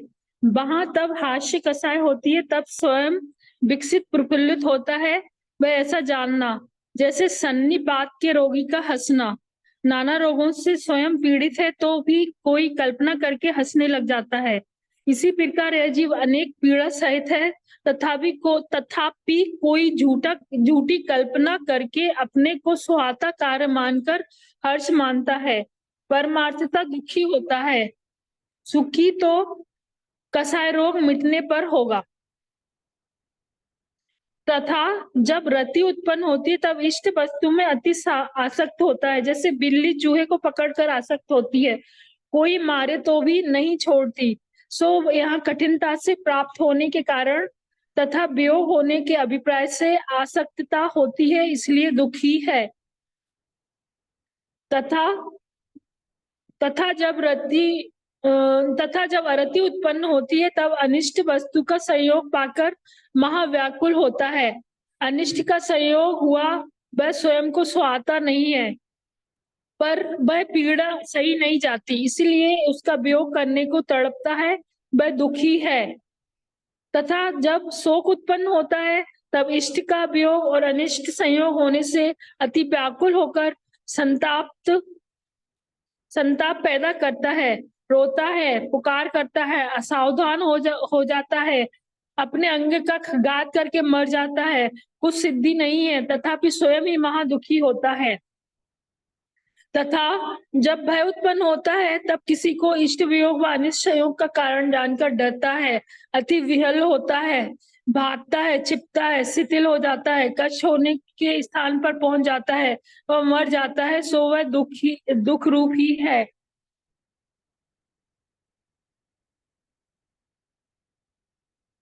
तथा जब जुगुप्सा उत्पन्न होती है तब अनिष्ट वस्तु से घृणा करता है, उसका तो संयोग हुआ और वह घृणा करके भागना चाहता है या उसे दूर करना चाहता है और खेद खिन्न होकर महादुख पाता है। तथा तीनों वेदों से जब काम उत्पन्न होता है तब पुरुष वेद से स्त्री के साथ रमण करने की, स्त्री वेद से पुरुष के साथ रमण करने की और नपुंसक दोनों के साथ रमण करने की इच्छा होती है।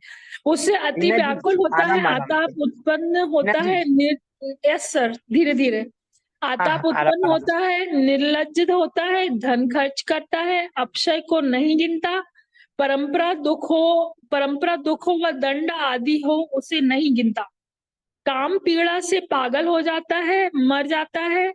रस ग्रंथों में काम की 10 दशाएं कही हैं, पागल होना, मरण होना लिखा है। वैद्यक शास्त्रों में ज्वर के भेदों में काम ज्वर को मरण का कारण लिखा है। प्रत्यक्ष ही काम से मरण तक होते देखे जाते हैं। कामांध को कुछ विचार नहीं रहता, पिता पुत्री तथा मनुष्य तिरंचनी इत्यादि से रमण करने लग जाते हैं। ऐसी काम की पीड़ा है सो महादुख रूप है। इस प्रकार कषायों और 9 कषायों से अवस्थाएं होती हैं। यहाँ ऐसा विचार आता, बस ठीक। जी सर, जी सर। देखो, ये प्रकरण आपने पढ़ा, वैसे शब्दों से तो समझने का इसमें कुछ भी नहीं है कठिनाई, सब आपको समझ में आई होगा। एक दो बातें इसमें समझने जैसी हैं। हास्य, रति, अरति, शोक, भय, जुगुप्सा और वेद संबंधी इन्होंने जो चर्चा की, बिल्कुल प्रैक्टिकल बात है। उस कसाय में आप देखेंगे तो वैसी वैसी परेशानी होती है। वेद में हमें बहुत विचार करना चाहिए और हमें वहां पर इतने उदाहरण लोक में देखने भी मिलते हैं। सब क्या है, सब कसाय से पीड़ित व्यक्ति हैं। आप ये समझिए, पीड़ा नहीं सही जा रही है, बात समझ में आ रही है? इस कारण से ही ये सब कार्य होते हुए दिख रहे हैं। मतलब मुझे कसाई हुई, सुदातम जी भाई साहब, मैंने आपको कुछ हानि पहुंचाई, तो आप तो दया, आप पर तो सब दया कर ही रहे हैं, है ना? लेकिन उस समय मैं भी दया का ही पात्र हूं। क्यों? मैं भी कसाय से परेशान ही हूं। कुछ बात समझ में आ रही है? जैसे अभी कुछ दिन पहले ही वो घटना घटी कलकत्ता की, ऐसे एक दो प्रसंग नहीं है। मैं भी पहले जब इन प्रसंगों को सुनता था, मैं भी बहुत ज्यादा उन पर विचार करते हुए खेद खिन्न होता था। लेकिन धीरे धीरे बहुत बात ये समझ में आई कि वे भी सब कसाई है। कसाई व्यक्ति के साथ यही परिस्थितियां बनेंगी। जब हम ये देख रहे हैं कि वो खुद अपने परिवार वालों को ही रॉड से अपने माता पिता की हत्या कर दी, अपने पुत्र को मार दिया, अपने छोटे भाई को मार डाला, समझो काम के कारण या फिर किसी स्त्री के साथ भोग के भाव के कारण उसको हानि पहुंचाई, उसको उसके संसर्ग के भाव के कारण सबको हानि पहुंचाई। ये सब क्या, ये कसाय से पीड़ित व्यक्ति हैं। वो आप लोगों ने पिक्चरों में देखा होगा ना, हीरो यहाँ के हिसाब से तो वो विलन ही है। हीरो काय का हीरो, वेद कसाय से मारा हुआ है, सब जगह से मार खा रहा है। बात समझ में आ रही है? अपन हीरो को किस रूप में देखते हैं? भैया इतनी मार खाई, इतना सहा, फिर भी उसको प्राप्त करके रहा। अरे तो मार खाई, सहा, परेशान हुआ, वो हीरो काय का, वो विलन ही तो है। समझना तो ये है कि वेद कसाय में व्यक्ति कैसी कैसी, सारी कसाय में व्यक्ति खुद बहुत परेशान है, दूसरों को जो वो पीड़ा दे रहा है, जो भी कर रहा है, खुद भी बहुत परेशान है। कसाय ऐसे ही दुख को देने वाली है, ये बात हमें समझ में आना चाहिए। यहाँ क्या कह रहे हैं? काम की 10 अवस्थाएं, अंतिम अवस्था मरण। वास्तव में हम लोगों ने संस्कृत साहित्य में अनेकों घटनाएं ऐसी पढ़ी हैं।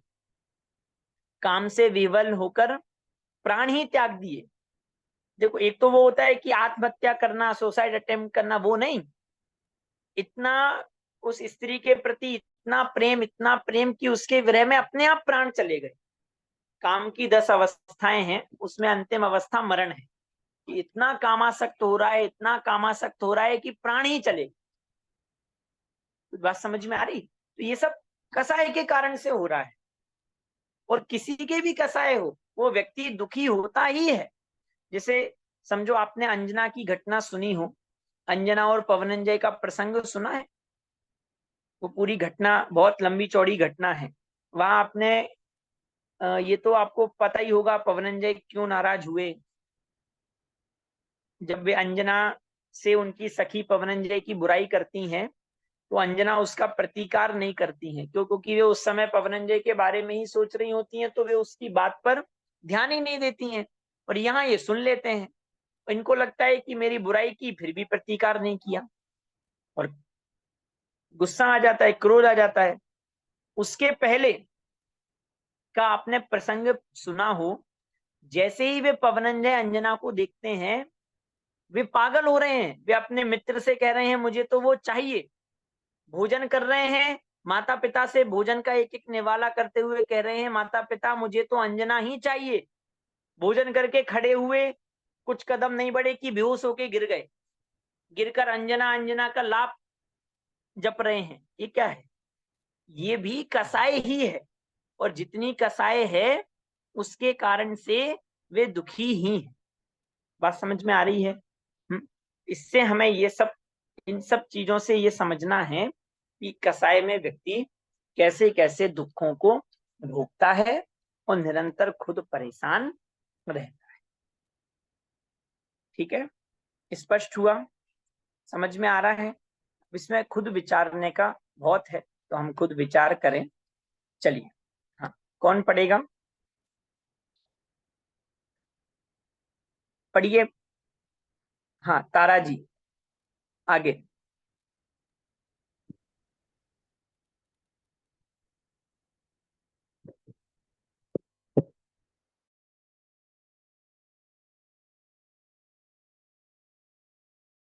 पढ़िए। यहाँ ऐसा विचार आता है कि यदि इन अवस्थाओं में उत्पन्न करते हैं। आवाज आ रही है मेरी? जी जी। और इन अवस्थाओं में प्रवर्ते तो मरण पर्यंत कष्ट होते हैं। वहाँ मरण पर्यंत कष्ट तो स्वीकार करते हैं, परंतु क्रोध आदि की पीड़ा सहना स्वीकार नहीं करते। इससे यह निश्चित हुआ कि मरण आदि से भी कसायों की पीड़ा अधिक है। तथा जब इसके कसाय का उदय हो, तब कसाय किए बिना रहा नहीं जाता। बाह्य कसायों के कारण मिले तो उनके आश्रय कसाय करता है, यदि ना मिले तो स्वयं कारण बनाता है। जैसे व्यापार आदि कसायों का कारण ना हो तो जुआ खेलना व क्रोध आदि के कारण अन्य अनेक खेल खेलना, दुष्ट कथा कहना, सुनना इत्यादि कारण बनाता है। तथा काम क्रोध आदि पीड़ा करे और शरीर में उन कार्य रूप करने की शक्ति ना हो तो औषधि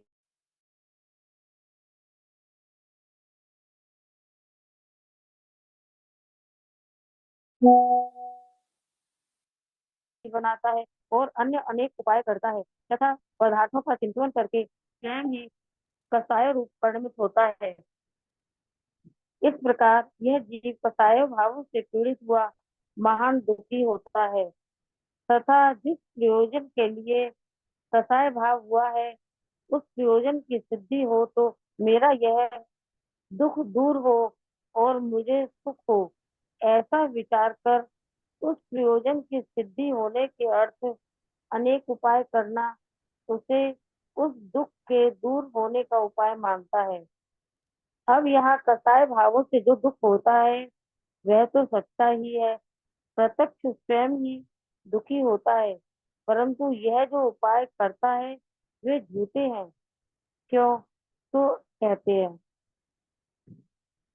क्रोध में तो अन्य का बुरा करना, माने मानने औरों को नीचे दिखाकर स्वयं ऊंचा होना, माया में छल से कार्य सिद्धि करना, लोभ में इष्ट की प्राप्ति करना, हास्यों में विकसित होने का कारण बना रहना, रति में इष्ट संयोग बना रहना, अरति में अनिष्ट का दूर होना, शोक में शोक का कारण मिटना, भय में भय का कारण मिटना, जुगुप्सा का कारण दूर होना, पुरुष वेद में स्त्री से रमण करना, स्त्री वेद में पुरुष से रमण करना, नपुंसक वेद में दोनों के साथ रमण करना, ऐसे प्रयोजन पाए जाते हैं। यदि इनकी सिद्धि हो तो कसाय का उत्सवन होने से दुख दूर हो जाए, सुखी हो, परंतु उनकी सिद्धि इसके किए उपायों के अधीन नहीं है, भवतव्य के अधीन है। तो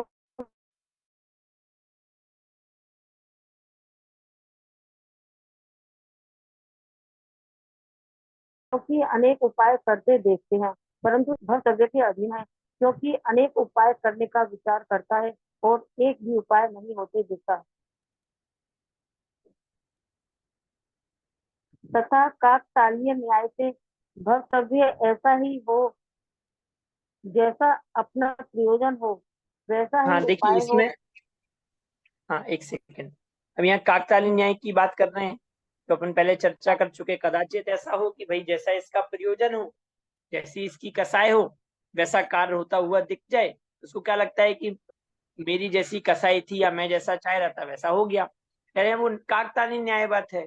काकतालीय न्याय मतलब आप लोग समझते हैं, काक मतलब कौआ और ताली, हमने यहाँ ताली बजाई, उसी समय वो कौआ उड़ा और उसके फोर्स से उसी समय फल गिरा। तो अब वो हर बार ऐसे ही होगा आशीष भाई साहब, आप ताली बजाओगे कौआ उड़ेगा फल गिरेगा आपके ऊपर? वो तो काकतालीय न्याय बात है, कभी हो गया। वैसे ही आपकी जैसी कसाई थी, पदार्थ के उस रूपी परिणमन होने की उस समय योग्यता थी तो कभी हो गया, पर आपके करने से हुआ वैसा नहीं है।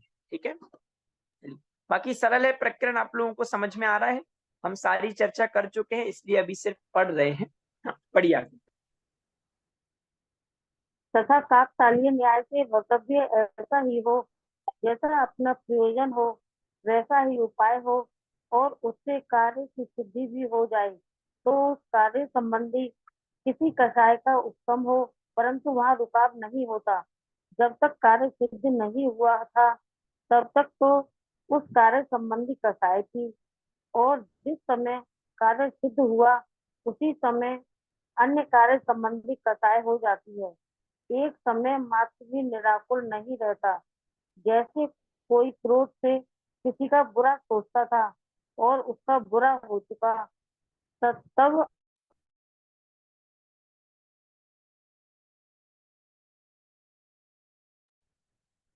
अन्य पर क्रोध करके उसका बुरा चाहता था। बहुत सी शक्ति हुई तब बड़ों का बुरा चाहने लगा। उसी प्रकार मान, माया, लोभ आदि द्वारा जो कार्य सोचता था वह सिद्ध हो चुका। तब अन्य में मान आदि उत्पन्न करके उसकी सिद्धि करना चाहता है। थोड़ी शक्ति थी तब छोटे कार्य की सिद्धि करना चाहता था।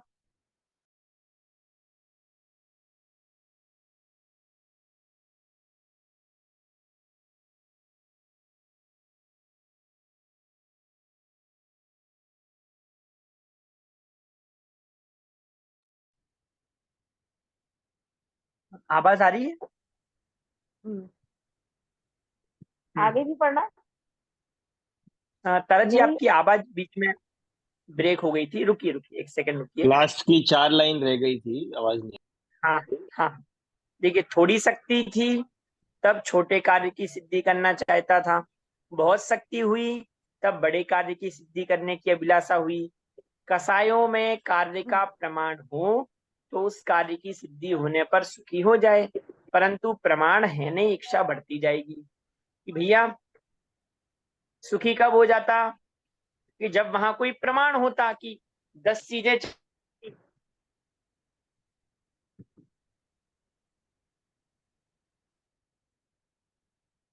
सर आपकी आवाज नहीं आ रही। सर आवाज नहीं आ रही। मैंने विश्वमणुपम कस्य किम कियदायाति व्यथायो विषयेसिता। कि भैया सर आपकी भी आधा मिनट आवाज चली आशा गई थी। रूपी गड्ढा।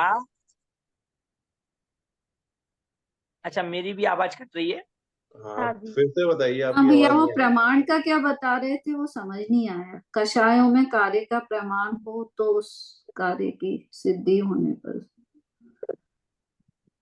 ये समझा रहे थे तो सुना ही नहीं दिया।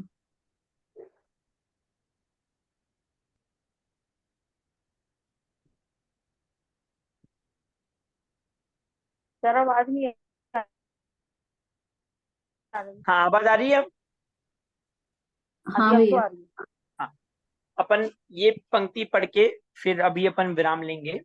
देखिए, प्रमाण की बात तो ये बता रहा था, ये समझना है कि अगर प्रमाण हो, जैसे समझो 10 वस्तुएं चाहिए, 10 वस्तुओं संबंधी इच्छा है, तो ये प्रमाण है कि 10 वस्तुएं चाहिए।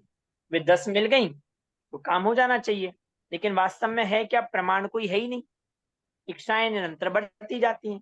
आगे बता रहा था, गुणभद्राचार्य का श्लोक उन्होंने दिया, आसागर्त प्रति प्राणी यस्मिन विश्वम अनुपमम कस्य किम कियदायाति व्यथायो विषयेसिता। भैया आशा रूपी गड्ढा इतना बड़ा है, इतना बड़ा है कि ये पूरे 3 लोक की संपदा उसमें अणु के बराबर है। एक व्यक्ति के गड्ढे में अणु के बराबर है। आचार्य देव कह रहे, भैया तुम ही बताओ, कस्य किम कियदायाति, मैं किसके गड्ढे में कितना दूं? क्यों? क्योंकि वो पूरा लोक, पूरा विश्व एक व्यक्ति के गड्ढे को भी नहीं भर पा रहा है। एक व्यक्ति के गड्ढे में भी अणु बराबर है, मैं किसके गड्ढे में कितना डालूं? उससे ये समझाना चाह रहे हैं कि आशाएं कभी खत्म होने वाली नहीं है, निरंतर बढ़ती ही है। इस बात को अपन और स्पष्ट समझेंगे। ठीक है, अभी अपन यहाँ पर ही रुक रहे हैं। आगे का जो प्रकरण है, थोड़ा सा अंश बाकी है, उसको समझते हुए अपन अगली कक्षा में उसे पूर्ण करेंगे और फिर अंतराय कर्म के संबंध में अपन चर्चा करेंगे। अभी अपन यहीं पर विराम ले रहे हैं। ठीक है,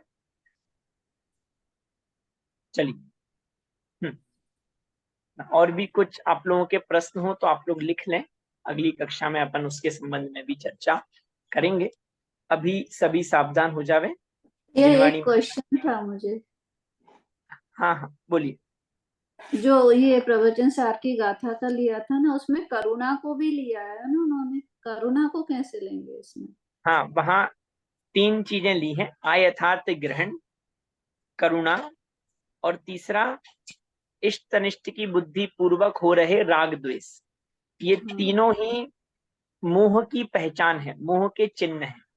करुणा को मोह का चिन्ह दादा इस बात को बहुत बार उठाते भी थे। वे कहते थे, जैसे करुणानिधि तुमको समझना, भगवान भरोसे खड़ा रहा, तब भी वे याद करते थे कि भैया करुणा को प्रवचन सार जी में मोह का चिन्ह कह रहे हैं। तो जब चतुर्थ गुण स्थान वर्ती जो जीव है उसके ही मोह का अभाव हो गया है, तो तुम भगवान को करुणा निधि कैसे समझ रहे हो? करुणा तो मोह का चिन्ह है। तो अब वैसे अपन देखें तो करुणा को मोह का चिन्ह कहेंगे तो दोनों में जाएगा, दर्शन मोहिनी में भी जाएगा, चारित्र मोहिनी में भी जाएगा। चारित्र मोहिनी में जब हम करुणा को मोह का चिन्ह कह रहे हैं तो वहां की भैया मुनिराज हैं, तो वे मुनिराज नैतिकता से बंधे हुए नहीं है। जैसे समझो मैं यहां से जा रहा हूं और गिर गया, लग गई, चल नहीं पा रहा हूं, तो मुनिराज इससे बंधे हुए नहीं है कि वे मुझे उठाकर ले जाएं और मेरा उपचार कराएं। बात समझ में आ रही है? वे इस नैतिकता से बंधे हुए नहीं है, ये करुणा उनके गुणस्थान अनुसार नहीं है। अब दर्शन मोह में कैसे लिया जा रहा है करुणा को? तो वहां मैं पर द्रव्य को बचा सकता हूं, मैं पर द्रव्य को मार सकता हूं, ऐसे श्रद्धान पूर्वक जो करुणा की जा रही है उसे दर्शन मोह के चिन्ह के रूप में लिया है। ठीक है जी भैया, थैंक यू सो मच। जय जय। चलिए ठीक है। अनंत धर्मणस्तत्त्वं पश्यन्ति प्रत्यगात्मनः अनेकांतमयी मूर्तिर्नित्यमेव प्रकाशताम्। बोले दास संग में जिनवाणी माता की जय हो। सभी को